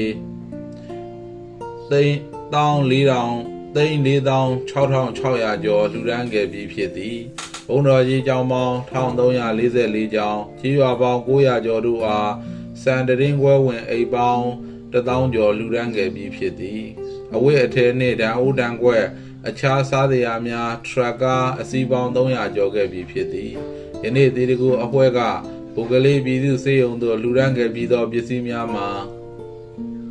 ကွန်ပျူတာဓာတ်မှန်ဆက်အရေးကြီးလူနာသုံးနှလုံးစမ်းသပ်ဆက်ရိုးနှလုံးစမ်းသပ်ဆက်မေးသေးဆက်လျှက်စစ်ခွဲစိတ်ဆက်ခွဲစိတ်ကရိယာများပေါင်းတင်ဆက်ခွဲစိတ်ခန်းသုံးပစ္စည်းကရိယာများလျှက်စစ်ဓာတ်အားပေးဆက်အောက်ဆီဂျင်ထုတ်လုပ်သည့်ဆက်ဆေးတင်လှဲသူနာပြုလှဲခွဲစိတ်ကရိယာထည့်သောလဲလူနာသုံးကရင်16လုံးလူနာသုံးစပွဲဗီဒီယို16လုံးတို့ဖြစ်သည်အမာမြို့နယ်စေယုံတို့လူဒန်းခဲ့ပြီးသောပစ္စည်းများမှာခွဲစိတ်ခန်းသုံးကရင်ခွဲစိတ်ခန်းသုံးမီမေးသေးဆက်လျှက်စစ်ခွဲစိတ်ဆက်နှလုံးစမ်းသပ်ဆက်ခွဲစိတ်ကရိယာများပေါင်းတင်ဆက်ခွဲစိတ်ခန်းသုံးပစ္စည်းကရိယာများလျှက်စစ်ဓာတ်အားပေးဆက်လူနာကရင်နှင့်စပွဲဗီဒီယိုများဖြစ်ကြသည်ကရုံကနိစေယုံတို့ယခင်ကပင်ခွဲစိတ်ခန်းဓာတ်ခွဲခန်းဓာတ်မှန်ခန်းအတွက်အပြည့်အစုံလူဒန်းခဲ့ပြီးဖြစ်တော်လဲလေဘေးရေဘေးကြောင့်ပျက်စီးယိုယွင်းသွားသည်တို့ကိုပြန်လည်အစားထိုးရန်ပြင်ဆင်ထားသောပစ္စည်းများမှာအင်ဂျီ2000အသုံးပြုနိုင်သည့်ရေတန်းထုတ်လုပ်ပေးမည့်ဆက်တို့ဖြစ်ကြသည်ဒီတကူသာသနာပြုအဖွဲ့သည်သာသနာရေးပညာရေးနှင့်ကျန်းမာရေးကိစ္စများကိုဦးစားပေး၍ကူညီဆောင်ရှောက်ပေးနေပါသည်ဝေးလံခေါင်သည်သောဒေသရှိစင်ရဲနွမ်းပါသောဘုံတော်ကြီးတင်မူလာရန်ကျောင်းများအစိုးရမူလာရန်ကျောင်းများကိုလည်းပြန်လည်ပြုပြင်တည်ဆောက်ပေးရန်ကျောင်းအချို့အားရွေးချယ်ထားပြီးဖြစ်ပါသည်မိမိတို့လုံနိုင်စွမ်းရှိသလောက်လှုပ်ခွင့်ရသလောက်ရဟန်းရှင်လူပြည်သူတို့၏အကျိုးစီးပွားကိုလှုပ်ဆောင်နေကြခြင်းဖြစ်ပါသည်လူအပ်သလောက်နှင့်လှုပ်ချင်သိရှိသလောက်မလှုပ်နိုင်သည့်မိမိတို့၏အနေအထားကိုဝမ်းနည်းမိပါသည်ဤလောကတသရိယလုပ်ငန်းအလုံးတို့သည်ပြည်တွင်းပြည်ပလူရှင်တို့၏မေတ္တာကရုဏာနှလုံးသားမှတန်ရှင်းစွာထွက်ပေါ်လာသည့်အလူများဖြစ်ပါသည်အလူဒါနကိုမိကိုနေရသောဤလောကတသရိယလုပ်ငန်းအလုံးသည်အလူဒါနအနည်းအများအပေါ်တည်မီ၍ဆောက်ရှောက်မှုလုပ်ငန်းအနှိမ့်အမြင့်အကျယ်အပြန့်ပမာဏအမျိုးမျိုးရှိမည်ဖြစ်သည်မိတို့ပင်ဖြစ်စေရထားသည့်ဘဝကောင်းတစ်ခုမှာမော်မြတ်သောလုပ်ငန်းတစ်ခုကိုဤမြလောက်လုပ်ကိုင်ခွင့်ရသည့်မိမိ၏ဘဝကိုဝမ်းမြောက်ကြည်နူးမိပါသည်ဝိုင်းဝန်းလူဒန်းကြသည့်အလူရှင်များလောအားဒါနပြုကြသည့်တပည့်တကာပြည်သူအများဝိုင်းဝန်းကူညီဆောင်ရှောက်ကြသည့်နိုင်ငံတော်အစိုးရအဖွဲ့အစည်းအစဉ်စဉ်မှဝန်ထမ်းများအားလုံးကိုလိုက်လဲကျေးဇူးတင်ပါသည်ဂုဏ်ပြုပါသည်မှတ်တမ်းတင်ပါသည်ကျမ်းမာစိတ်ချမ်းသာစွာအသက်ရှည်ကြပါစေ ဤကအလူပေးသောဆရာတော်၏အမြင်ဖြစ်၏ယခုတဖန်အလူကံပုဂ္ဂိုလ်၏ရှုတော်မှအမြင်ကိုလည်းတိုက်ဆိုင်ပေါ်ပြပါဦးမည်ယခုပေါ်ပြလက်တန်သောဆောင်းပါးကို2008ခုနှစ်ဇူလိုင်လထုတ်စိန်တာမဏိဓမ္မရသအစုံမဂ္ဂဇင်းမှရရှိပါသည်ရေးသူမှာထေးလွင်စလင်းကြီးဖြစ်သည်တိရကုဆရာတော်ဤအာယုဒါနမဟာအလူတော်တိရကုဆရာတော်ဒေါက်တာရှင်ရန်နေတရာဟုဆိုလျင်မြန်မာနိုင်ငံတွင်မကကဘာကဘာတည်သောဆရာတော်ဖြစ်သည်ဆရာတော်သည်နိုင်ငံရတိုင်းပြည်များသို့ဓမ္မဒေသနာခရီးဆန့်၍ဗုဒ္ဓတရားတော်များဟောကြားတော်မူသောကြောင့်ဖြစ်သည်ဆရာတော်သည်မြန်မာနိုင်ငံမြို့ရွာအနှံ့ခရီးဆန့်ပြီးဓမ္မဒေသနာတရားများဟောကြားတော်မူသောကြောင့်တိတကူဆရာတော်ဟုဆိုလျင်မသိသူမရှိပေတရားဟောရ၌လည်းနာကြားရသူတိုင်းရှင်းရှင်းလင်းလင်းနားလည်သဘောပေါက်ကြသည်ဆရာတော်ကဘာကျော်သည်မှာဓမ္မဒေသနာစွမ်းရည်တသက်ကြောင့်မဟုတ်ပေဆရာတော်သည်ရဟန်းရှင်သူပြည်သူတို့၏ဘဝချမ်းသာရေးကိုစွမ်းစွမ်းတမန်ကြိုးပမ်းဆောင်ရွက်ခြင်းကြောင့်ဖြစ်သည်ဆရာတော်သည်ရေအတွက်အနေခက်၍ဆင်းရဲလာသောသခိုင်းတောင်ရိုးပြောဆရာတော်ယဟန်သာမဏေသီလရှင်တို့၏ရေဒုက္ခမှလွတ်မြောက်ရန်1342ခုနှစ်တွင်တိရကုရေအလူတော်စီမံကိန်းကြီးကိုအောင်မြင်စွာဆောင်ရွက်ခဲ့သည်တောင်စကိုင်းတွင်ဂျောင်တန်းအရောက်ရေပိုင်လိုင်းများဆက်သွယ်ပေး၍အေယာဝတီမြစ်ရေသည်တောင်ပေါ်အရောက်စီးဆင်းလာခဲ့သည်ရေအတွက်အနေမခက်ကြတော့ပေတိရကုရေအလူလုပ်ငန်းကြီးအောင်မြင်ပြီးစီးသောအခါတိရကုအာယုဒါနဆေးအလူတော်ခင်မီဆေးရုံကြီးဆောက်လုပ်၍ကုသပေးလျက်ရှိရာယဟန်ရှင်လူပြည်သူများ၏အားထားရာဖြစ်လာသည်အာယုဒါနဆေးရုံကြီးမဆောက်မီဆေးရုံဆောက်မီဌာနဧည့်ဆောင်၌ဩဝါဒစရိယဆရာတော်ကြီးများပင်ဖိတ်၍ဩဝါဒခံယူပွဲပြုလုပ်သည်ရှင်မဟောတထပဏိတဝိဇယန္တာကခေါ်၍နားထောင်ခွင့်ရခဲ့မှုပါသည်အာရပွဲကောင်းလာသောရွှေစေတီဆရာတော်ဘုရားကြီး၏ဩဝါဒကိုအမှတ်ရမိသည်အကမဟာပဏိတရွှေစေတီဆရာတော်ဘုရားကြီးကဩဝါဒမိန့်ကြားရာတွင်တို့ငငယ်တုန်းကအဖျားဝေဒနာခံစားရဘူးတယ်အဖျားဝေဒနာကတော်တော်နဲ့မပြောက်တော့စကိုင်းမြို့ရဲဆေးရုံတက်ကုသရတယ်ယခုခေတ်လိုမော်တော်ကားလည်းမရှိသေးရဟန်းငယ်ဘဝဆိုတော့စင်စင်ရဲရဲဆေးရုံတက်ကုသခဲ့ရတယ်ယခုတိတကူအာယုဒါနဆေးရုံကြီးတည်ဆောက်ပြီးယဟန်သာမဏေသီလရှင်တွေကိုကုသပေးမှာဆိုတော့မြို့ရဲဆေးရုံသွားစရာမလိုတော့ဘူးဟိုးဆေးကြော်ညာရေးသလိုပေါ့ဖျားဝင်ဖျားကြသန်းတဲ့ယခုတိတကူအာယုဒါနဆေးရုံကြီးဆောက်ပြီးရင်တော့စကိုင်းတောင်ရိုးကပုဂ္ဂိုလ်တွေဖျားဝင်ရင်ဖျားကြသန်းတိတကူအာယုဒါနဆေးရုံကြီးကကုသပေးလိုက်မယ်ဟုမိန့်တော်မူရာပြိဿအားလုံးပြုံးကြရသည်တိတကူဆရာတော်သည်ကမ္ဘာဗုဒ္ဓတက္ကသိုလ်ကြီးကိုတည်ထောင်ဖွင့်လှစ်ထားရာဘာတန္တရစာပေများကိုသင်ကြားလေ့လာခွင့်ရ၍ကမ္ဘာအနှံ့ခရီးဆန့်ကသာသနာပြုနိုင်ပြီးပုဂ္ဂိုလ်များကိုမွေးထုတ်ပေးလျက်ရှိသည်ဆရာတော်သည်တိတကူအာယုဒါနဆေးရုံကြီးကိုဖွင့်လှစ်၍ထိုဆေးရုံကြီးသို့တက်ရောက်ကုသခံသောလူနာများကိုသာကုသပေးသည်မဟုတ်ပေဆေးရုံသုံးပစ္စည်းဆရာဝန်သုံးပစ္စည်းလူနာသုံးပစ္စည်းများနွမ်းပါချွတ်တဲ့သောဆေးရုံများကိုလည်းလှူဒန်းထောက်ပံ့သည်တိတကူဆရာတော်ဒေါက်တာရှင်ညာနေတရသည်စကိုင်းတိုင်းစလင်းကြီးမြို့နယ်ပြည်သူ့ဆေးရုံ၏ကျေးဇူးတော်ရှင်ဆရာတော်ဖြစ်ပါသည်တိတကူဆရာတော်နှင့်စလင်းကြီးမြို့တောင်ပေါ်ကျောင်းဆရာတော်တို့တကောင်းမြို့လေးမျက်နှာဖရာကြီးထီးတော်တင်ပွဲတွင်စုံမိရာတောင်ပေါ်ကျောင်းဆရာတော်ကစကားဆက်မိရင်အလူခံသဖြင့်2006ခုနှစ်ဇွန်လ26ရက်နေ့တွင်စလင်းကြီးပြည်သူ့ဆေးရုံအတွက်ဓာတ်မှန်ဆက်တစ်လုံးခွဲစိတ်ခန်းသုံးကရင်တစ်ခုခွဲစိတ်ပြီးသားလူနာထားသောကရင်နှလုံးတို့ကိုထိုစဉ်ကစလင်းကြီးဆေးရုံအုပ်ကြီးဒေါက်တာဒေါ်ဆွဆွေဝင်းထံလူဒန်းခဲ့ပါသည်ဆေးရုံအတွက်အရေးကြီးလိုအပ်သောပစ္စည်းများကိုရေးပါဆို၍ဒေါက်တာဒေါ်ဆွဆွေဝင်းက PCY သွေးလွန်တုပ်ကွေးစမ်းသပ်ဆက်ရေးခဲ့ပြီး25ရက်9လ2009ခုနှစ်ရက်စွဲဖြင့်စလင်းကြီးပြည်သူ့ဆေးရုံအုပ်ကြီးပြည်သူ့ဆေးရုံအုပ်ဆရာဝန်ကြီးဒေါက်တာတင်မောင်ညွန့်ထံဖိတ်ကြားစာတစ်စောင်ရောက်လာသည်ထိုစာမှာမေတ္တာရှိထား၍ဖိတ်ကြားအပ်ပါသည်သက်ဆိုင်ရာဆေးရုံအုပ်များနှင့်မြို့နယ်အေးချမ်းသာယာရေးနှင့်ဖွံ့ဖြိုးရေးကောင်စီဥက္ကဋ္ဌများကြီးလည်တို့ရွာများနှင့်မြို့နယ်လေးများရှိနွမ်းပါသောဆေးရုံလေးများအားဆေးရုံသုံးပစ္စည်းဆရာဝန်သုံးပစ္စည်းလူနာသုံးပစ္စည်းများကိုလှူဒန်းခဲ့သည်မှာလွန်ခဲ့သော10နှစ်ခန့်ကစ၍ ယနေ့အထိဆေးရုံပေါင်း20ရှိပါပြီယခုနှစ်2009ခုနှစ်တွင်ဆေးရုံသုံးပစ္စည်းလူဒန်းရန်အောက်ပါဆေးရုံများအားရွေးချယ်သတ်မှတ်၍ဆေးရုံသုံးပစ္စည်းများကိုလူဒန်းရန်စီစဉ်ထားပြီးဖြစ်ပါသည်ယခုနှစ်လူဒန်းပြည်ဆေးရုံများစရင်မြို့နယ်ပြည်သူ့ဆေးရုံနတ်မောက်မြို့မကွေးတိုင်းမြို့နယ်ပြည်သူ့ဆေးရုံပြည်ကြီးမန်တိုင်းမြို့တနင်္သာရီတိုင်းတိုက်နယ်ပြည်သူ့ဆေးရုံထောင်လေရွာပေါက်ခေါင်းမြို့တိုက်နယ်ပြည်သူ့ဆေးရုံကရုံကနိရွာပုဂ္ဂလိမြို့နယ်မြို့နယ်ပြည်သူ့ဆေးရုံတနင်္သာရီတိုင်းတိုက်နယ်ပြည်သူ့ဆေးရုံတကူးရွာရေးမြို့နယ်တိုက်နယ်ပြည်သူ့ဆေးရုံဒူးရရွာရေးမြို့နယ်တီတကူစက္ကုဒါနာမျက်စိအထုခုဆေးရုံတီဘောမြို့မြို့နယ်ပြည်သူ့ဆေးရုံစလင်းကြီးမြို့စကိုင်းတိုင်းအထက်ပါဆေးရုံများသို့ဆေးရုံသုံးပစ္စည်းများအနှံလူဒန်းသည့်အခမ်းအနားကို1369ခုနှစ်စရင်ကျော်လာပြကျော်တရက်29ရက်10လ2009ခုနှစ်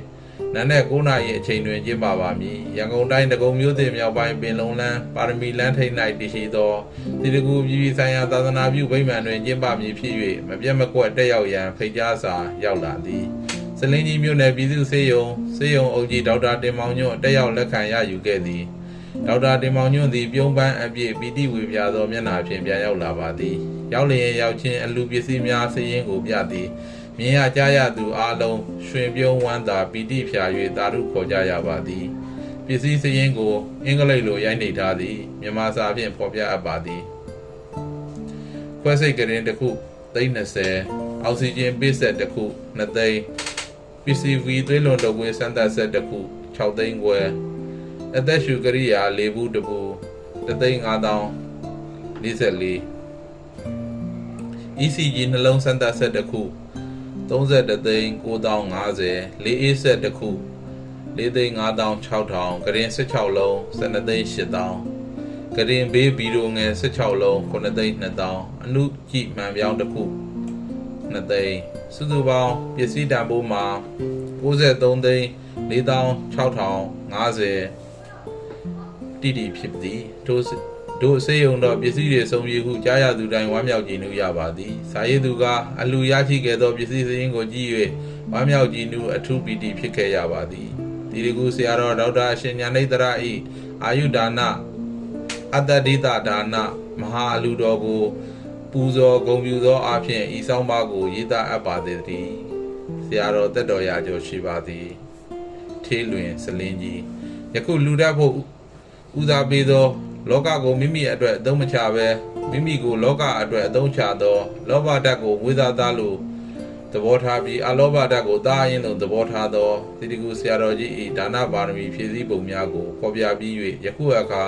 ဇေယသေနာမင်းကြီးနှင့်သားတော်3ယောက်အကြောင်းကိုပြန်ဆက်ပါအောင်မည်မင်းသား3ယောက်သည်ဖျားမှုရှိသောတန်ဃာတော်1000တို့အားပြုစုလုပ်ကျွေးခွင့်ရသည်နှင့်ပိုင်ဆိုင်သမျှငွေအားလုံးကိုကြီးကြပ်သူနှင့်ဗန္နာရိန်တို့အားအပြီးအနှံလိုက်၏3လအတွင်းပိုင်ဆိုင်သမျှပစ္စည်းအားလုံးတကြက်မြမကြံခြင်းနေပါစေလူချင်းသလိုလှူတော့ဟူသောအတိတ်ပဲပင်ဖြစ်၏ထို3လအတွင်းတွင်သူတို့3ဦးသည်ခံရည်စွန်းသောအဝတ်ကိုဝေပြည်သီလကိုလုံခြုံအောင်ထိန်းကာကျောင်းတော်မှာပင်ဝေယဝိဆပုဂ္ဂိုလ်အနေဖြင့်နေကြတော်သည်ယာရုအာနာပါဝါတွေကို3လတာအတွင်းဖယ်ခွာထားသည့်သဘောပင်ဖြစ်၏ဝေယဝိဆကုသိုလ်ပြုလုပ်သူပေါင်း3000ကျော်ခန့်ရှိသည်ဟုဆိုသည်ထိုဝေယဝိဆပြုသူ3000ကျော်တွင်စိတ်ထားကောင်းသူများပါသလိုစိတ်ထားယုံညံ့သူများလည်းပါ၏စိတ်ထားကောင်းသူများသည်သူတစ်ပါးအလှဖြစ်တော်လဲမိမိအလှကဲ့သို့သဘောထားပြီးစေတနာအပြည့်ဖြင့်ဝေယဝိဆလုပ်ကြသည်စိတ်ထားယုံညံ့သူများသည်အခွင့်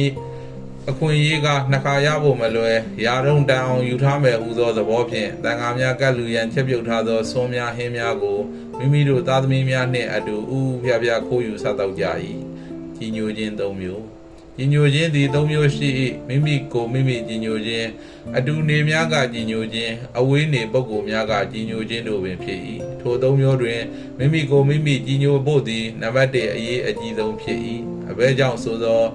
အရင်လဲအဖျားထင်းဟူသောအရင်လဲအဖျားထင်းဖြစ်ဟူသောစကားအတိုင်းမိမိကိုမိမိတကယ်ကြီးညိုအောင်နေလျင်အတူနေများကကြီးညိုခြင်းအဝေးနေများကကြီးညိုခြင်းတို့သည်အလိုလိုပါသွားသောကြောင့်ပင်ဖြစ်၏သူတစ်ပါးကိုမကြီးညိုမိတို့အပြစ်မရှိအကုသိုလ်မဖြစ်ကုသိုလ်မရယုံသာရှိ၏သို့သောမိမိကိုယ်ကိုအမှန်တကယ်မကြီးညိုအောင်နေလျင်ကအပင်ငရဲကြရ၏အဘဲကြောင့်ဆိုသောသူတစ်ပါးကိုလိန်ညာ၍ရတော်လဲမိမိကိုယ်ကိုလိန်ညာ၍မရသောကြောင့်ပင်ဖြစ်၏ မိမိကိုမိမိတကယ်ကြီးညိုအောင်နေလိုလျင်ဗုဒ္ဓ၏ဩဝါဒအတိုင်းအကုသိုလ်အလုံးမှန်သမျှသူတစ်ပါးသိသည်ဖြစ်စေမသိသည်ဖြစ်စေအကုန်ရှောင်ကျင်ရ၏ကုသိုလ်မှန်သမျှတိတိလေးပါမကြံအကုန်ပြုလုပ်ရ၏မိမိစိတ်ကိုဗုဒ္ဓနုတ္တိမေတ္တာအတုပမရဏနုတ္တိဝိပဿနာတခုခုအမြဲတမ်းပွားများနေပြီးဖြူစင်အောင်ထားရ၏ဤအဆုံးအမအတိုင်းနေပါလျင်မိမိကိုမိမိတစ်နေ့ထက်တစ်နေ့ပို၍ကြီးညိုလာမည်သာဖြစ်၏ဝေယဝိဆလုပ်သူများတွင်ခိုးဝှက်စားတောက်သူများသည်မိမိကိုမိမိကြီးညို၍မရကြတော့ငါတို့သည်ဖျားမှုရှိသောတန်ဃာတော်များအရင်ခိုးဝှက်စားတောက်သူများပါတကားဟုသောအတွေးသည်သူတို့တွေကိုအမြဲတမ်းဒုက္ခပေးလျက်ရှိ၏ထို့ကြောင့်တတန်းကုန်၍သေဆုံးကြသောအခါခိုးဝှက်စားတောက်ကြသောဝေယဝိဆသမားများသည်ငရဲသို့ကျသွားကြ၏အလူရှင်များနှင့်ဖြူစင်သောဝေယဝိဆပြုသူများသည်နတ်ပြည်သို့ရောက်ကြ၏မိမိကိုမိမိတကယ်ကြီးညိုအောင်နေသူများသည်နတ်ပြည်သို့ရောက်ရပြီးမိမိကိုမိမိတကယ်ကြီးညိုအောင်မနေသူများသည်ငရဲပြည်သို့ရောက်ရကြောင်းမှာဤတာရကဖြင့်ထင်ရှားလာ၏ရောက်မှလိုလူရှာလိုလူဝေယဝိဆလုပ်သူများတွင်ခိုးဝှက်စားပြီးငရဲသို့ကျသွားသူများသည်ဟင်းမွေသောရောက်မှနှင့်တူ၏နတ်ပြည်သို့ရောက်သွားသူများသည်ဟင်းအရသာကိုခံစားသောရှာနှင့်တူ၏ရောက်မှသည်ဟင်းအိုးကိုအမြဲမွေနေရတော်လဲဟင်း၏အရသာကိုတစ်စက်ကလေးများမသိထို့အတူတချို့တကားတကမာများသည်သူတော်ကောင်းနှင့်နှစ်ပေါင်းများစွာအတူတူနေရတော်လဲသူတော်ကောင်းတို့၏တရားသည်သူတို့ရင်ထဲသို့မရောက်ယခုငရဲကျသွားသောဝေယဝိဆများသည်3လတိုင်ဘုရားယဟန္တာများနှင့်အတူတူနေရတော်လဲသူတော်ကောင်းတရားသည်သူတို့ယင်တဲ့သို့နှံ့တဲ့စိတ်ခံမြမရောက်ပေထို့ကြောင့်ဟင်းမွေသောရောက်မှနှင့်တူသည်ဟုဆိုရခြင်းဖြစ်၏နတ်ပြည်ရောက်သွားသောဝေယဝိ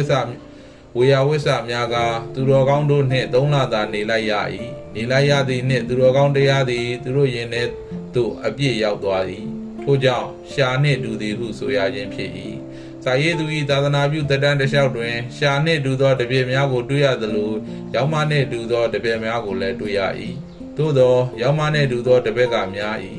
ရှာနှင့်တူသောတပည့်တစ်ယောက်မှာကော်တောင်းမြို့9မိုင်တဝယ်စုရွာမှဖြစ်သည်သူ့အမည်ကိုကိုစီတုံးဟုသာလွယ်လွယ်ခေါ်ကြသည်အမည်ရင်းမှာဦးကျော်တန်းဖြစ်သည်ကော်တောင်းမြို့နှင့်9မိုင်ဝေးသောကြောင့်ရင်းနေရာကိုလွယ်လွယ်ပင်9မိုင်ရွာဟုခေါ်ကြသည်တောတောင်များထူထပ်၏တောဝဲများလည်းပေါ်၏ကိုစီတုံးသည်တောဝဲပြည်ပြည်အသက်မွေးသောမုတ်ဆိုးတစ်ယောက်သာဖြစ်၏2003ခုနှစ်ကသူတို့ရက်ွက်ထဲတွင်စာရေးသူညတရားပွဲဟောလေရာတရားတညနာပြီးသွားသည်နှင့်ကိုစီတုံးသည်တောပြည့်အလုပ်ကိုအပြီးအပိုင်းဆွန့်လွတ်လိုက်တော်သည်ထို့ကြောင့်သူကိုရှာနှင့်တူသည်ဟုဆိုခဲ့ရခြင်းဖြစ်၏ယခုအခါရာသီကုန်သိမ်းများကိုစိုက်ပျိုးပြီးအသက်မွေးရာအလွန်အဆင်ပြေနေပြီဖြစ်သည်ငွေကြီးအစဉ်ပြေတိုင်းကျောင်းသို့ရောက်လာပြီးလိုအပ်သောအရာများကိုမဖြစ်မနေလူသည်တွေ့သောသူတိုင်းကိုလည်းဆရာတော်ရဲ့ကျေးဇူးကြီးတယ်ဆရာတော်ဟောတဲ့တရားကိုနာရလို့မုတ်ဆိုးဘဝကလွတ်ခဲ့တာဟုတဖွာဖွာပြောနေတတ်သည်ရောက်မနှင့်တူသောတပည့်2ယောက်ကိုမူမြိတ်မြို့တင့်ညီနောင်ကျောင်းမှဆုံရခြင်းဖြစ်၏တခါတွင်စာရေးသူထံသို့တက်မ433မှတက်ကြကြီးတစ်ယောက်ရောက်လာပြီးတရားအကျင့်နှင့်ပတ်သက်သောအချက်များကိုမေးမြန်းလျှောက်ထားသည်သူဝေသူရသောနိုးသည်ဘူးလေးကိုသူမတောက်ရသဖြင့်စာရေးသူအားလှူရှာသည်သူသည်စစ်သားဖြစ်တော်လဲပါရမီရှိသူဖြစ်သောကြောင့်စာရေးသူဟောသောတရားများကိုနာစာရေးသူရေးသားသောစာအုပ်များကိုဖတ်ပြီးတနက်ကံရင်တရားကျင့်လေသူဖြစ်သည်တခါတွင်သူတို့တက်သည်တဝယ်နယ်ထဲသို့ရှေ့တန်းထွက်ရသည်ထိုညကသူကင်းဆောင်တာဝန်ကြသည်သူသည်ကင်းဆောင်ရင်တရဏဂုံ3ပါးကိုရွတ်ဆိုနေသည်သူသည်စာရေးသူရေးသောတရဏဂုံအစွမ်းအမကန်ဖြစ်ရစမ်းများစာအုပ်ကိုတေချာဖတ်ရှုပြီးဖြစ်သည်ထို့ကြောင့်တရဏဂုံရွတ်လျင်ရွတ်မရွတ်လျင်ဝိပဿနာတရားရှုပွားနေသူဖြစ်သည်သူကင်းဆောင်နေသည်မှာတစ်ပင်ကြီးတစ်ပင်အောက်တွင်ဖြစ်သည်သူသည်တရဏဂုံယိုရင်းတစ်ပင်ကြီးအောက်မှတခြားနေရာသို့ပြောင်းသွားခြင်းသိမ်းများအလိုလိုပေါက်လာသည်ထို့ကြောင့်တစ်ပင်ကြီးနှင့်လွတ်ရာအခြားနေရာသို့ပြောင်းလိုက်သည်သူအခြားနေရာသို့ရောက်သည်နှင့်တစ်ပင်ကြီးသည်အုံငနဲ့ပြည့်လဲသွားလေတော့သည်သူ၏အသက်ကိုတရဏဂုံမှကယ်ဆယ်လိုက်ခြင်းပင်ဖြစ်၏စာရေးသူသည်တက်ကြကြီးအားမုံဖြစ်စေကော်ဖီဖြစ်စေတခုခုကျွေးကျင်နေ၏ထို့ကြောင့်မိဖို့ကြောင့်တာဝန်ယူရသောကပ္ပိယနှင့်သီလရှင်ကိုခေါ်ပြီးစားစရာတခုခုစီစဉ်ပေးရန်ပြောလိုက်၏သူတို့သည်ယူနီဖောင်းနွမ်းလျားလျားနှင့်တိမ်ငယ်သောထိုင်နေသောတက်ကြကြီးကိုအထင်သေးသောမျက်လုံးများနှင့်တစ်ချက်လှမ်းကြည့်လိုက်သည်ကိုစာရေးသူကဖြတ်ခနဲ့သတိပြုမိလိုက်သည်အတန်ကြာသောအခါကော်ဖီလည်းမပါမုံလည်းမပါပဲ စီမဖြစ်စလောက်သာစမ်းထားသည့်လက်ဖက်တုံလေးတစ်ပကံသာဝစ်ကြေတန်းကြီးလာချပေးကြသည်စာရေးသူကကော်ဖီတွေမုန့်တွေကုန်တွေလို့နေမှာဟုတ်ယူဆပြီးဘာမှမပြောပြလိုက်ပါကိုကြွေးကျင်တာမကြွေးလိုက်ရသဖြင့်စိတ်မကောင်းတော့ဖြစ်မိသွားသည်တကြကြီးပြန်သွားသောအချိန်မှာပင်ကျောင်းတကာတထေးတစ်ယောက်ကျောင်းပေါ်တက်လာပြန်သည်ထိုအခါတွင်ကကပ္ပိယနှင့်သီလရှင်သည်စာရေးသူကဘာမှမပြောရဘဲကော်ဖီတွေမုန့်တွေလင်မန်းကြီးနှင့်ထည့်ယူလာပြီးအခန့်ပါလေတော့သည်သူတို့သည်ဒါနကိုဈေးတွက်ပြီးမလှူနိုင်သူဆိုလျင်မကြွေးနိုင်မလှူနိုင်သူဆိုလျင်မကြွေးနိုင်မလှူနိုင်သူဆိုလျင်မကြွေးလှူနိုင်သူမှကြွေးမည်ဟုယူဆတာဟန်တူသည်ထိုเจ้าတကာပြန်သွားသည်နှင့်စာရေးသူသည်သူတို့နှစ်ဦးအားခေါ်ပြီးခက်မြန်မြန်ပင်ဆုံးမလိုက်ပါသည်တကာကြီးနဲ့တကမာကြီးဟာရောက်မနဲ့တူတဲ့သူတွေပဲရောက်မဟာဟင်းအိုးကိုငွေနေရပေမဲ့ဘာမှအရသာမသိသလိုတကာကြီးတို့တကမာကြီးတို့ဟာလည်းသူတော်ကောင်းတွေနဲ့အနေအနီးပြီးသူတော်ကောင်းစိတ်ဓာတ်တွေတစ်စက်မှမတည်ဘူးရှာဟာဟင်းအိုးကိုမမွေရပေမဲ့တစ်စက်လောက်မီးလိုက်ရတယ်ဆိုရင်ပဲဟင်းရဲ့အရသာကိုအကုန်သိသွားတယ်တချို့တပည့်တွေဟာသူတော်ကောင်းနဲ့တခဏတွေ့တာနဲ့သူတော်ကောင်းဖြစ်သွားတာပဲအဲ့ဒီလိုပုံကိုရှာနဲ့တူတဲ့သူလို့ခေါ်တယ်။ဘုန်းကြီးကပေးကမ်းစွန်ကြရင်ဗာမျောလင်းချက်မှမထားဖို့အမြဲတမ်းဆုံးမနေတယ်။မျောလင်းချက်တစ်ခုခုနဲ့ပေးကမ်းရင်အမျက်ရဖို့အယောင်းဝယ်လုပ်တာမျောလင်းချက်မပါဘဲပေးကမ်းလျင်နိဗ္ဗာန်ရဖို့ဒါနပါရမီဖြည့်ဆည်းတာ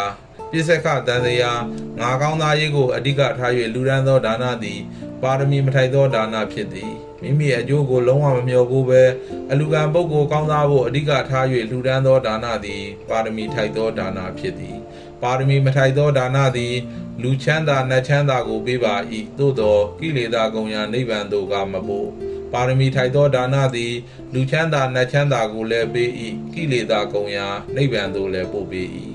ဒီအတွေ့ခေါ်တွေဆိုရင်ဟိုးအဝေးကြီးမှာနေတဲ့သူတွေတောင်သိနေကြတယ်တကာကြီးတကမာကြီးတို့ကဘုန်းကြီးနားမှာနေပြီးယခုအချိန်အထိမသိကြသေးဘူးမစားတဲ့သူကိုပဲကြွေးကျင်တယ်စားတဲ့သူကိုမကြွေးကျင်ဘူးနောက်ကိုဧည့်သည်လာရင်စင်းရဲနွမ်းမသူဆိုရင်ရှိတာဒါအကုန်ချကြွေးသူတို့အိမ်မှာဒါမျိုးတွေမစားရဘူးချမ်းသာတဲ့သူတွေဆိုရင်တော့ဘာမှကြွေးမနေနဲ့သူတို့မှာပိုရှန်နေလို့တောင်ကြောင်းကိုလာလူနေတာပဲ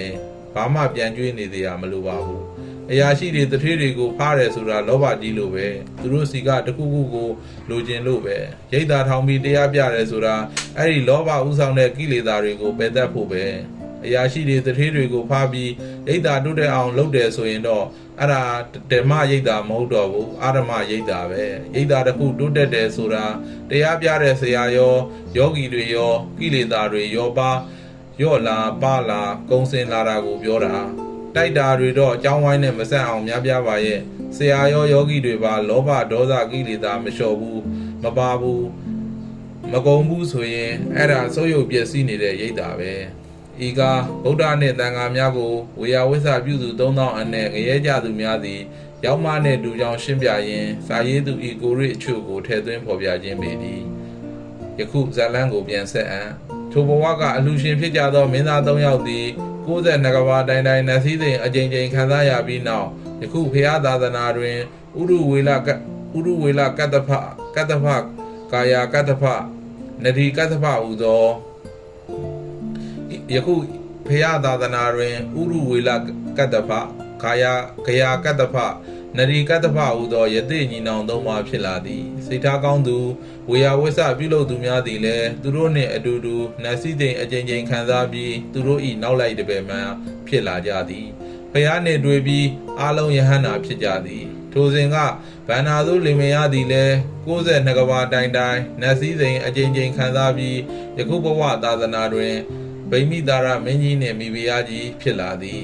ဒါနတစ်ခုကောင်းကျိုးပေးရန်အတွက်အလူခံကောင်းဖို့လူဝဲဝတ္ထုကောင်းဖို့စေတနာကောင်းဖို့သုံးချက်လိုအပ်သည်တစ်ပင်တစ်ပင်ကြီးထွားတန်ဆွမ်းရန်အတွက်မြေကောင်းရေကောင်းမျိုးစေ့ကောင်း၃မျိုးလုံးလိုအပ်တဲ့ကဲ့သို့ပင်ရေမြေမျိုးစေ့ဤ၃မျိုးတွင်မျိုးစေ့ကောင်းဖို့သည်အရေးကြီးဆုံးဖြစ်၏မြေနှင့်ရေမြေမျှကောင်းသည်ဖြစ်စေမျိုးစေ့မကောင်းဘဲပိုးထိုးနေလျင်မြေတို့မျှအပင်ပေါက်လာစရာအကြောင်းမရှိပေထို့အတူအလူကံပုဂ္ဂိုလ်လူဝဲဝတ္ထုမြည်မြကောင်းသည်ဖြစ်စေစေတနာမကောင်းလျင်အကျိုးပေးကောင်းဖို့မလွယ်ပေဗုဒ္ဓလက်ထက်ကပါယာတိမျိုးသားကြီးနှင့်သူ့အလူပွဲတွင်ဦးစီးလုပ်ကံရသောဥတ္တရလူလင်တို့ကိုကြည်ပါယာတိ မြို့သားကြီးသည်မိစ္ဆာဒိဋ္ဌိဘဝမှအရှင်ကုမာရကတ္ထဖ၏တရားကိုနာရပြီးဗုဒ္ဓဘာသာဝင်ဖြစ်လာခဲ့သည်ကံကိုင်းအကျိုးကိုလက်ခံယုံကြည်သွားပြီးဖြစ်သောကြောင့်မန္တကြီးများဆောက်ပြီးစားတရားဝိစေယများကိုနေ့စဉ်အလူပေးသည်သို့သောကိုယ်တိုင်မလူပဲဥဒ္ဒရလူလင်ကိုတာဝန်ပေးထားသည်ဥဒ္ဒရလူလင်သည်သူတစ်ပါးပစ္စည်းကိုတဆင့်လှူပေးရသောဝေယဝိဆသမာဖြစ်တော်လဲမိမိအလှူကဲ့သို့သဘောထားပြီးစေတနာမေတ္တာအပြည့်ဖြင့်ပေးကမ်းလှူဒန်းခဲ့သည်ဤအလှူကြီးတွင်အလှူခံနေရာ၌ယဟန္တာများလည်းပါသောကြောင့်အလှူခံကလည်းကောင်းသည်အစအသအဝဲအထဲအကောင်းသားများကိုလည်းလှူသောကြောင့်အလှူပွဲဝိထုလည်းကောင်းသည်မြေလည်းကောင်းသည်ရေလည်းကောင်းသည်ဟုဆိုရပေမည်သို့သောမျိုးစေ့နှင့်တူသောစေတနာတွင်ကအလှူရှင်ဖြစ်သောပါယာတိမျိုးသားကြီးသည်ဝေယဝိဇ္ဇဥဆောင်ပြုလုပ်သူဥဒ္ဒရလူလင်ကိုမမီပဲဖြစ်နေသည်ထို့ကြောင့်ထိုဘဝမှဆုတည်၍နတ်ပြည်ရောက်ကြသောအခါပါယာတိမျိုးသားကြီးသည်လူသက်ဖြင့်အနှစ်9သန်းအသက်ရှည်သည့်စတုမဟာရိနတ်ဘုံသို့ရောက်ရ၏မျိုးစေ့နှင့်တူသောစေတနာကိုအကောင်းဆုံးထားနိုင်သည့်ဝေယဝိဇ္ဇခေါင်းဆောင်ဥဒ္ဒရလူလင်သည်ကလူအသက်ဖြင့်3ကရေနှင့်အနှစ်6သန်းအသက်ရှည်သည့်တာဝရိန္ဒာနတ်ဘုံသို့ရောက်ရလေ၏ဝေယဝိဇ္ဇပြုလုပ်ပေးသူပင်ဖြစ်တော်လဲစေတနာကောင်းထားလျင်အလူရှင်တဲ့ပင်ကောင်းကျိုးရပုံလက်တွေ့တာရကပင်သည်ငရဲသို့ကြားခဲ့ရသောဝေယဝိဇ္ဇသမားများသည်ငရဲမှလွတ်လာသောအခါငတ်ပြတ်ဆင်းရဲနေသောပိဋ္ဌာများဖြစ်လာကြရသည်ကံဤအကျိုးပေးကအံ့ဩစရာကောင်းလာ၏သူတို့သည်အစအသောက်လည်းမစားရသေလည်းမသေးဘဲနှင့်ဒုက္ခခံပြီးငိုကြွေးနေကြရသည်မှာ92ကဘာပင်ကြာမြင့်ခဲ့ကြပြီထို့ကြောင့်ရှေးပညာရှိသူတော်ကောင်းများကဘုရားအကြောင်းကံဝေယဝိဇ္ဇပြုလုပ်သူများသတိမှုနိုင်ရန်ဖော်ပြပါဆုံးမသာလင်္ကာလေးကိုရေးသားခဲ့ကြသည်ဘုရားပစ္စည်းနှင့်တန်ခါပစ္စည်းဘုရားပစ္စည်းငရဲမီသုံးနည်းအလွန်ခဲတန်ခါပစ္စည်းအစိတ်သီးစားနည်းအလွန်ခဲစားသုံးမိလျင်တနင်နှင်သေလျင်အလွန်ခဲငရဲတို့ကြဝိဒုက္ခလွတ်ပြန်ရဖို့ခဲငရဲဘဝလွတ်ပြန်ကလူဘုံရောက်ဖို့ခဲလူဘုံရောက်ခါသာသနာကြုံပြန်ရဖို့ခဲသာသနာတွင်ကြုံကြိုက်လျင်ကျင့်ချင်းသာလို့ခဲဖရာသခင်ဉာဏ်တော်ရှင်ဖူးမြင်ရဖို့ခဲအရိယာတန်ခါပေါ်သောအခါလူတိုင်းရဖို့ခဲ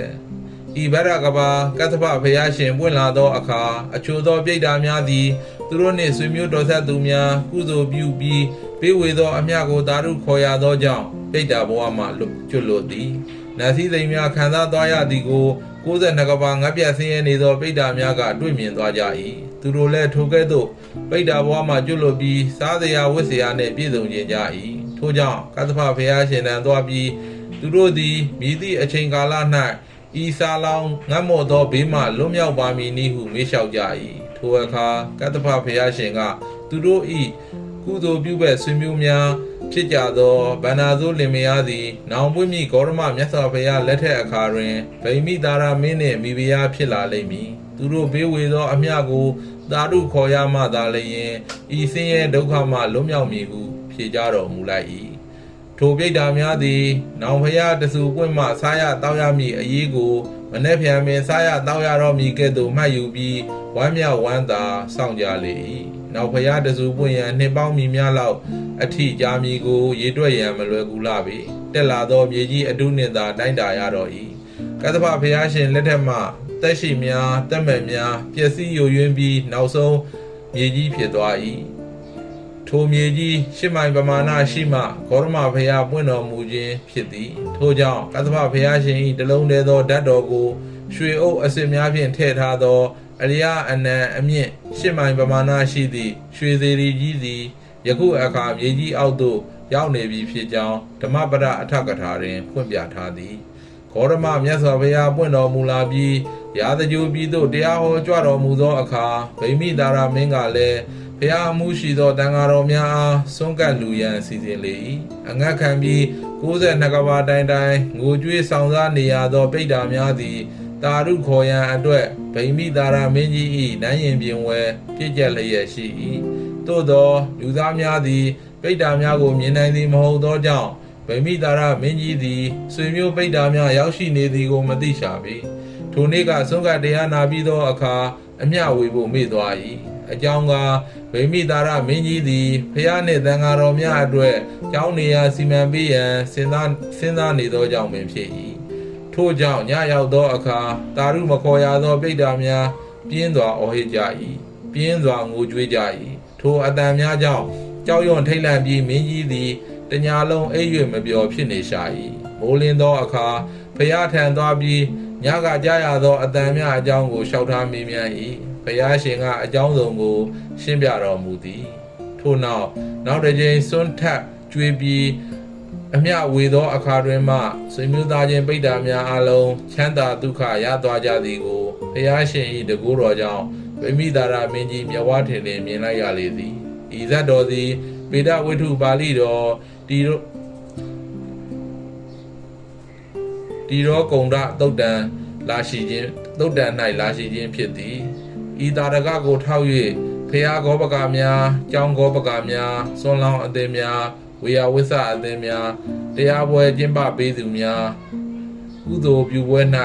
အကုသိုလ်မပေါအောင်အထူးဂရုစိုက်သင့်၏ရန်ကုန်တိုင်းသုံးဝါမြို့မှဥယေကဲအမည်ရှိတကာကြီးတယောက်သည်ယောဂသဲကသတိလစ်သွား၏ငရဲနမိတ်အာယုံများသည်သူစိတ်အစဉ်၌ထင်လာသည်အများနားလည်အောင်ပြောသောအခါငရဲပြည်သို့ရောက်သွားသည်ဟုပင်ပြောရမည်ငရဲပြည်တွင်သူတို့ရက်ကွက်မှကျောင်းဂောဘကဥက္ကဋ္ဌနှင့်တွေ့ရသည်အဘဲကြောင့်ငရဲကြနေရသနည်းဟုမေးကြည့်လိုက်သောအခါဘုန်းကြီးကျောင်းအတွင်ရေကန်တူရန်လှူထားကြသောအလှူငွေထဲမှဆေးလိပ်တကြဖို့ဝယ်တောက်ခဲ့မိသောကြောင့်ဟုဖြေသည်သူမိသားစုများမသိအောင်ဝတ်ထားသောပစ္စည်းကိုမျိုးကိုလည်းနေရာနှင့်တကွတေချာပြောပြလိုက်သည်ဥယေကဲတကယ်မသိနိုင်ဘူးဆိုသည်ကိုတေချာသိသည့်အတွက်ယခုလိုမှားကြနေခြင်းဖြစ်သည်သူသည်ရုတ်တရက်တည်ဆုံးခဲ့ရခြင်းကြောင့်ပစ္စည်းကိုမျိုးဝတ်ထားသောနေရာကိုသူမိသားစုအားပြောပြခြင်းမရခဲ့ပေဥယေကဲသတိပြန်ရလာသောအခါဂောဘကဥက္ကဋ္ဌအိမ်သို့သွား၍ထိုအကြောင်းကိုပြောပြရာပရမတွင်မယုံကြည်ပဲဥယေကဲကိုစိတ်ဆိုးကြ၏သို့သောဥယေကဲပြောပြသည့်အတိုင်းပစ္စည်းကိုမျိုးကိုရှာဖွေကြည့်သောအခါအမှန်တကယ်ပင်တွေ့သွားလေသည်ထိုအခါကျမှယုံကြည်ကြတော်သည်ဤဖြစ်ရပ်ကိုထောက်၍ဘာသာရေးလောက်ကြသောသူများသည်ကျောင်းအတွက်လှူထားသောငွေကိုကျောင်းအတွက်သာသုံးရသည်အခြားမည်သည့်နေရာမှမသုံးရပေစွန့်အတွက်လှူထားသောငွေကိုလည်းစွန့်အတွက်သာသုံးရမည်အခြားမည်သည့်နေရာမှမသုံးရပေတရားပွဲကျင်းပပြီဆိုရင်လည်းဓမ္မဂရိကဆရာတော်အတွက်လှူသောငွေကိုဓမ္မဂရိကဆရာတော်ကိုသာတပြားမကြံလှူရသည်အခြားမည်သည့်နေရာတွင်မှမသုံးရပေထိုပြဿနာမျိုးမှာတရားပွဲတိုင်းလိုအဖြစ်များလာသဖြင့်အကျယ်ရှင်းပြခြင်းပါသေးသည်တရားပွဲသည်ရန်ပုံငွေအတွက်ကျင်းပသည့်တရားပွဲတရားပူဇော်ဖို့အတွက်တရားနာဖို့အတွက်သက်ကျင်းပသောတရားပွဲဟုနှစ်မျိုးရှိသည်ယခုခေတ်တွင်ရန်ပုံငွေအတွက်ကျင်းပသောတရားပွဲများကမရှိသလောက်ရှားပါသွားလိမ့်မည်ပတ်စံရှာဖို့အတွက်တရားကိုအသုံးမချသင့်ပေဇက်ပွဲကိုသာအသုံးချဖို့သင့်ပေသည်စာရေးသူအပါအဝင်ထေရဝါဒနီးကြသောဆရာတော်အများစုသည်ရန်ပုံငွေရှာဖို့တရားပွဲဆိုလျင်ကြွရောက်ဟောပြောခြင်းမပြုရပေလူသင့်သည်ဟုထင်လျင်တရားပွဲကျင်းပသောနေရာတွင်ရသမျှဓမ္မပူဇာများကိုအကုန်ပြန်လှူပစ်ခြင်းလူပစ်သည်မလူသင့်ဟုထင်ယူဆလျင်ကလာရောက်အလူခံသည့်တိုင်မလူတတ်ပေယခုတရားနာဖို့အတွက်သက်ကျင်းပသောတရားပွဲများနှင့်ပတ်သက်၍စောင်းစရာရှောင်းစရာများကိုတင်ပြခြင်းပေသေးသည်ပထမဦးဆုံးအနေနှင့်တရားပွဲကျင်းပသူတိုင်းအတုယူသင်းသည့်တရားပွဲတစ်ပွဲကိုနမူနာအဖြစ်တင်ပြမည်ဖြစ်သည်စောင်းတရားပွဲထိုတရားပွဲမှာရွှေပြည်သာမြို့နယ်နာကြီးရပ်ကွက်မှတရားပွဲဖြစ်သည်ထိုရပ်ကွက်မှလူငယ်များသည်တရားလဲနာစာလဲဖတ်သဖြင့်သာသနာပြုခြင်းအဓိပ္ပာယ်ကိုသေချာသိကြသည်သာသနာဟူသည်အဆုံးအမဟုအဓိပ္ပာယ်ထွက်သည်မြည်သူအဆုံးအမနည်းဟုပု္ပ္ပာထုတ်လိုက်သည့်အခါဗုဒ္ဓအဆုံးအမဟုဖြစ်လာသည်ဘုရား၏အဆုံးအမများသည်ဝိနည်းပိဋကသုတ်တံပိဋကအဘိဓမ္မာပိဋကတို့ပင်ဖြစ်၏ထိုတွင်ဝိနည်းပိဋကကိုအနှစ်ချုပ်လိုက်လျင်ကိုနှုတ်တို့ဖြင့်ကျူးလွန်သောဝိတိတ်ကမကိလေသာကိုပယ်တတ်သည့်သီလသာသနာကိုရသည်သုတ်တံပိဋကကိုအနှစ်ချုပ်လိုက်လျင်စိတ်ထဲ၌ထကြွတောင်းကျမ်းလာတတ်သည့်ပရိယုဋ္ဌာနာကိလေသာကိုပယ်တတ်သည့်တမာတိသာသနာကိုရသည်အဘိဓမ္မာပိဋကကိုအနှစ်ချုပ်လိုက်လျင်အကြောင်းတိုက်ဆိုင်မှပေါ်ပေါက်လာမည်ကိန်းအောင်နေသည့်အနုတယကိလေသာကိုပယ်တတ်သည့်ပညာသာသနာကိုရသည်ထိုပညာဟူသည်ဝိပဿနာပညာနှင့်မဲ့ပညာပင်ဖြစ်သည် ထို့ကြောင့်ဘုရားရှင်၏အဆုံးအမသာသနာဟူသည်သီလသမာဓိပညာသိက္ခာသုံးပါးပင်ဖြစ်သည်သာသနာပြုခြင်း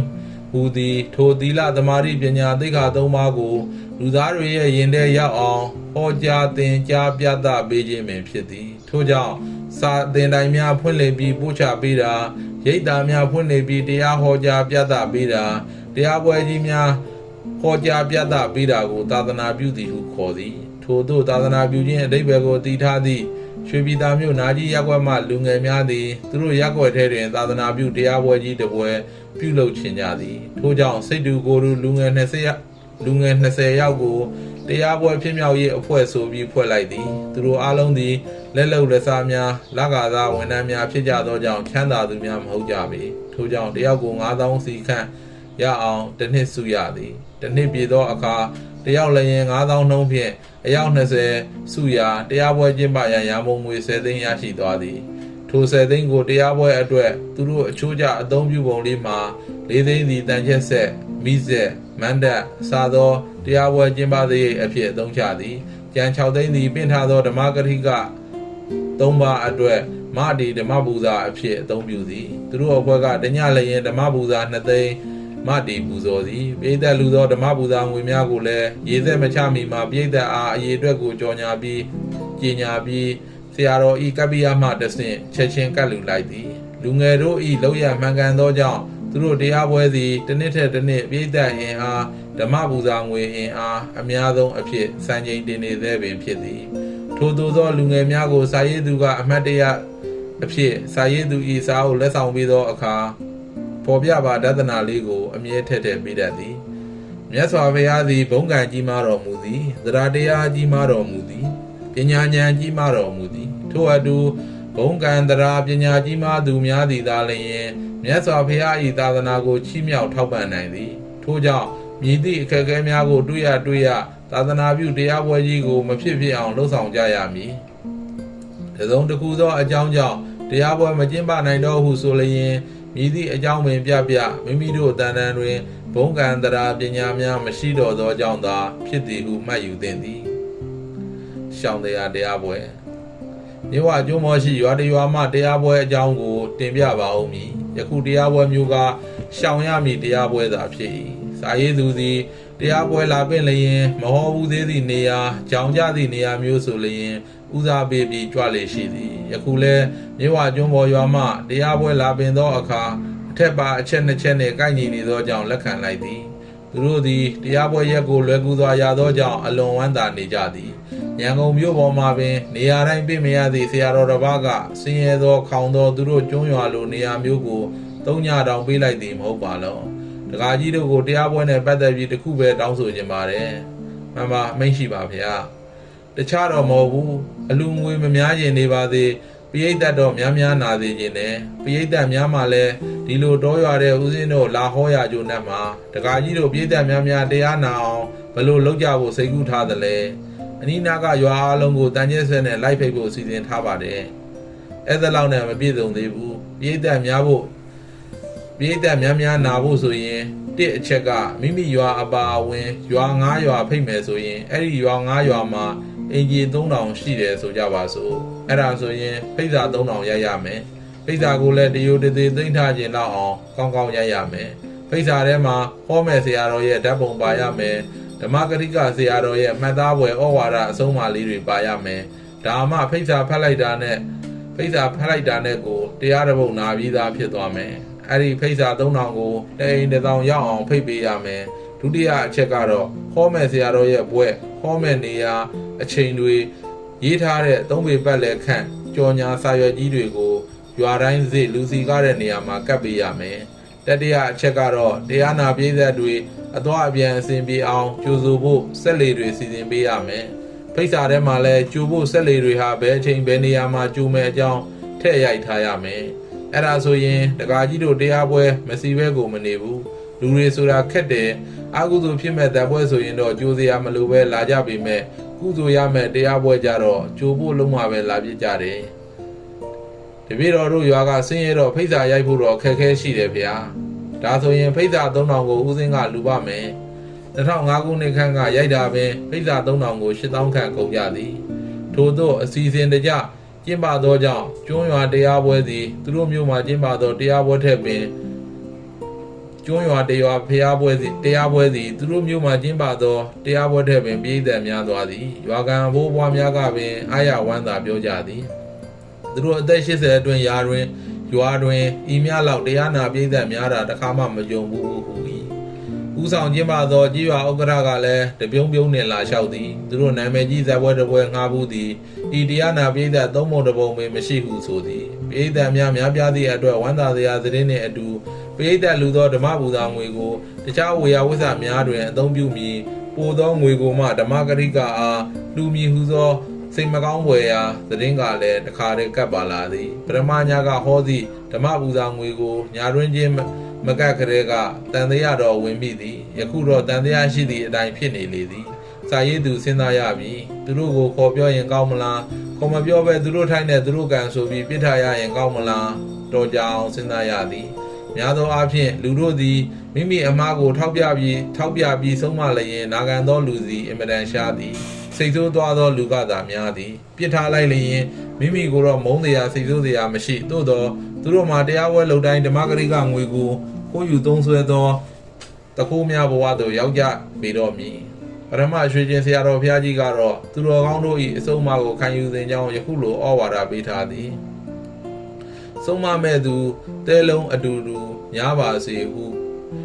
ရှင်ရာဟုလာနှလုံးသွင်းသည်တာမဏေငယ်ဆုံးမတော်လဲနားထောင်မည်ဟုရှင်သာရိပုတ္တရာနှလုံးသွင်းသည်အပြစ်ပြဆုံးမသူကိုရွှေအိုးပေးသူဟုစိကတ်ရမည်ဟုဗပဲဆရာအထုမခံသောလက်နက်တန်တုံးမဖြစ်အစုတ်ခဲသဲချက်ပြရအခက်အစုတ်ခဲသဲချက်ပြရခက်စားရခက်ရေနဲ့ရာသို့ပြေးဝင်သောငါကြီးငတ်အစာမဖြစ်ဝတ်သားတော်လဲစီနိုင်အချက်ခံရမှအရသာရှိသည်ဗရမ ्या တွင်းထွက်မှန်တော်လဲကြောက်သွေးเสียအကာကုံအောင်သွေးမှအယောင်တောက်သည်ကြောက်စင်းလူတော်လဲကြောက်စစ်เสียထုစစ်နိုင်မှအနေကစားတင်ခံရမည်တရားပညာဘဟုတုတရှိတော်လဲအစုံအမကိုခံရမှအရသာရှိသည်ဂုံရောင်တောက်သည်မျက်နှိုးခံရသည်တောအရ၌မိဘကင်းသောသာသမီကြားသာဖြစ်သည်သာသနာ၌ဩဝါဒကင်းသောယဟန်မာနစာဖြစ်သည်ရှင်ရာဟုလာကနေ့စဉ်သဲများကိုလက်နှင့်ဆုပ်ပြီးဤသဲလုံးအရေအတွက်နှင့်အမျှဆုံးမသောဆရာများကိုရပါစေဟုအဓိဋ္ဌာန်ပြု၏ယခုခေတ်လူအများသူကငါကိုဆုံးမမဲ့သူမှန်သမျှသဲများဖြစ်သွားပါစေဟုဆုတောင်းမြည်သူများဖြစ်၏ရှင်သာရိပုတ္တရာသည်ယနေ့မှရှင်ပြုသောခုနှစ်နှစ်သားအရွယ်ကိုရင်လေးဆုံးမသည်ကိုပင်ရိုသေစွာနာယူကျင့်သုံးသည်ယခုခေတ်လူအများသူကအသက်80အရွယ်အဖိုးတယောက်ကလာရောက်ဆုံးမလျင်ပင်အလကအသက်ကြီးပြီးအချိန်မရှိတဲ့သူကြီးဟုဝေဖန်တတ်သူများ၏ဆရာတော်ကြီးကအပြစ်ပြ၍ဆုံးမသူကိုရွှေအိုးပေးသူဟုမှတ်တင်ကြောင်းဆုံးမ၏ယခုခေတ်လူအများသူကအပြစ်ပြ၍ဆုံးမသူကိုတနက်ပြ၍ဓမြတိုက်သလိုသဘောထားကြ၏ဘုရားကလည်းဓမ္မပဒတွင်ဟောကြားပြီးသားရှိ၏အဆုံးအမဩဝါဒပေးသူကိုမသူတော်များကမုန်းတီး၏သူတော်ကောင်းများကချစ်မြတ်နိုး၏ယဟန်သည်ဘာသာရေးတွင်ခေါင်းဆောင်ဖြစ်၏ခေါင်းဆောင်သည်ခေါင်းမရှောင်သင့်ခေါင်းရှောင်လျင်လည်းခေါင်းဆောင်နေရာတွင်မနေသင့်ပေနာနာချင်းအပြစ်မြင်တိုင်းဝမ်းတွေမတူစိတ်မတူပဲကျိုးလိုစိတ်ကစုံမတတ်မှုဆရာဟုလောမဂဒေဝလင်္ကာပိုက်လေးကိုလည်းတရေရေမြင်အောင်နေသည်ဆရာသည်အမုန်းခံ၍ချစ်သောဆရာအမုန်းခံ၍မချစ်သောဆရာဟုနှမျိုးရှိသည်ထိုဆရာနှစ်ဦးလုံးကိုစာသင်သားဘဝတွင်တွေ့ဘူး၏ပထမစာချဆရာတော်သည်တပည့်များကိုအမုန်းခံပြီးချစ်သည်သူစာချခြင်းတွင်အိမ်ငိုက်နေလျင်ခေါင်းခေါက်ပြီးသတိပေးတတ်သည်ဒုဖြင့်နာနာကျင်ကြီးဖြစ်အောင်ကတခါမှမရိုက်ပါစာချခြင်းအမိရောက်မလာသောတပည့်များကိုအိမ်ခန်းထဲသည်ကိုယ်တိုင်လိုက်ခေါ်သည်အတော်အတန်နေမကောင်းတာလောက်ဆိုလျင်ဆောင်းချုံပြီးသူစာချသည်ကိုဘေးနားကနားထောင်နေရသည်စာနောက်ကျသောမှစိုးရိမ်သောကြောင့်ဖြစ်သည်တကယ်ကိုမချိမဆန့်ဖျားနေတာမှန်လျင်သူကိုယ်တိုင်စိုက်ထားသောစေကားကြီးပင်မှဆေးရွက်များကိုလာတိုက်သည်သူရှိမှပင်ဝါစားပြီးမြို့ချခိုင်းသည်ထိုစေကားကြီးရွက်မှာမြမြခါသနီဆိုလျင်ညကဝါစားထားလျင်မနေ့ထိခါတော့ရှိသေးသည်စာမကျက်ချင်း၍ဟန်ဆောင်ဖျားကြသောစာသင်သားများသည်ထိုစေကားကြီးရွက်တိုက်မိဟုဆိုသည်နှင့်ချက်ချင်းနေကောင်းသွားတတ်ကြသည်ထိုဆရာတော်ကမန္တလေးတိုင်းမြင်းညာခရိုင်တောင်သာမြို့နယ်သာသနာမူလိကာရာမကျောင်းတိုက်ကြီးဗရဏနာယကဆရာတော်ဗ ဗဒ္ဒနာနန္ဒောပါဒပင်ဖြစ်၏နောက်စာချဆရာတော်တစ်ပါးကသူစာချနေလျင်တပြေများစိတ်ဝင်စားလဲဂယုမဆိုင်အိမ်ငိုက်နေလဲဘာမှမပြောပေသူစာသူချပြီးအချိန်စစ်စီနှင့်ထသွားတော်သည်သူချသောစာဝါလာမတက်လဲမေးမြန်းစုံစမ်းခြင်းမရှိပေဤဆရာမျိုးကတပြေများကိုအမုန်းခံပြီးမချစ်သောဆရာသာဖြစ်၏အတိညာနေပါစဉ်အချိန်ကပထမဆရာကိုမုန်းသည်ဒုတိယဆရာကိုချစ်သည်အတိညာကြီးမားလာသောအချိန်တွင်ကပထမဆရာသည်သာတပည့်တို့၏အမုန်းကိုခံယူပြီးတကယ်ချစ်သောဆရာပါလားဟုပိုင်းခြားပြီးသိသွားသည်ထိုအခါကျမှပထမဆရာကိုလေးစားကြည်ညိုအားကောင်းမှန်သိသွားသည်ဒုတိယဆရာကတပည့်တို့၏အမုန်းကိုခံယူပြီးမချေရသောဆရာပါလားဟုနားလည်သွားသည်ငါကအမုန်းခံချစ်သောဆရာနေရာတွင်နေတော့မည်ဟုဆုံးဖြတ်ပြီးတရားပွဲကျင်းပရေးအကျိုးဆောင်တစ်ပွဲလုံးကိုခေါ်ခိုင်းလိုက်သည်သူတို့အဖွဲ့စုံသည်နှင့်ဖော်ပြပါဩဝါဒကိုပြီးလိုက်သည်တကားကြီးတို့ကိုဆုံးမဩဝါဒမပေးမီစကားတခုံးပလင်ကန်ထားခြင်းပါတယ်ဦးစင်းဒီစကားကိုပြောတယ်ဆိုတာငွေမဲ့လို့မဟုတ်ဘူးဆိုတာပါပဲဘာကြောင့်လဲဆိုတော့ခုပြောမဲ့စကားကငွေနဲ့ပတ်သက်နေလို့ပါပဲငွေမဲ့တဲ့ဘုန်းကြီးဆိုရင်တကားကြီးတို့တောရလေးတွေကိုလာဟောမနေပါဘူးရန်ကုန်မြို့ပေါ်မှာကြီးဟောနေမှာပါရန်ကုန်မှာဦးစင်းတရားပွဲကိုလူပင်နေကြတာပဲဦးစင်းသာဟောမယ်ဆိုရင်နှစ်ပေါက်ဟောလို့ရပါတယ်ရန်ကုန်မှာဟောတဲ့ဓမ္မပူဇာငွေဟာတညမှာအနည်းဆုံး9သိန်းနဲ့အထက်မှာရှိပါတယ်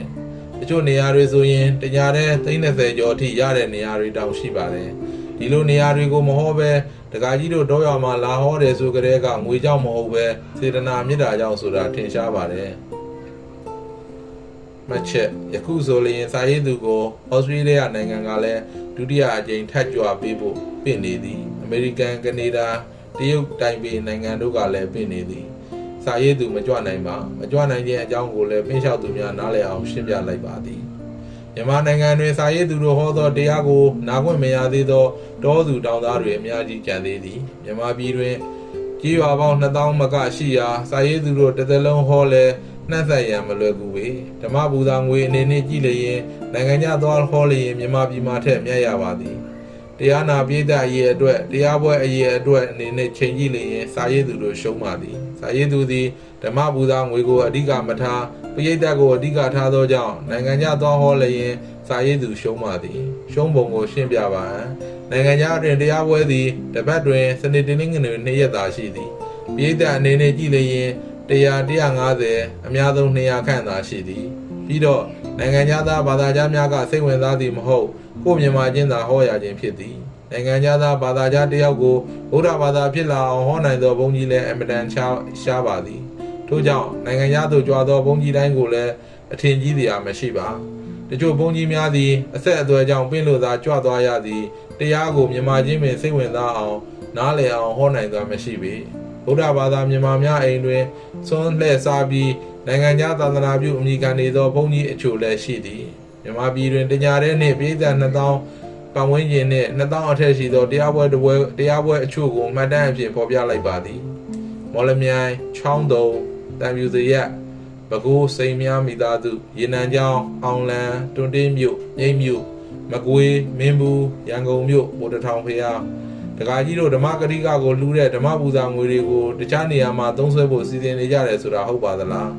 ဟုတ်ပါတယ်ဗျာတပည့်တော်တို့ကိုကျိုးအတွက်မဟုတ်ပါတရားပွဲအကျိုးအဖို့ဈေးရဲ့အတွက်လူတဲ့နေရာမှာသုံးပါပါဗျာတရားနာပြည်သက်ကဓမ္မဂရိကကိုရည်စူးပြီးတော့လူတာ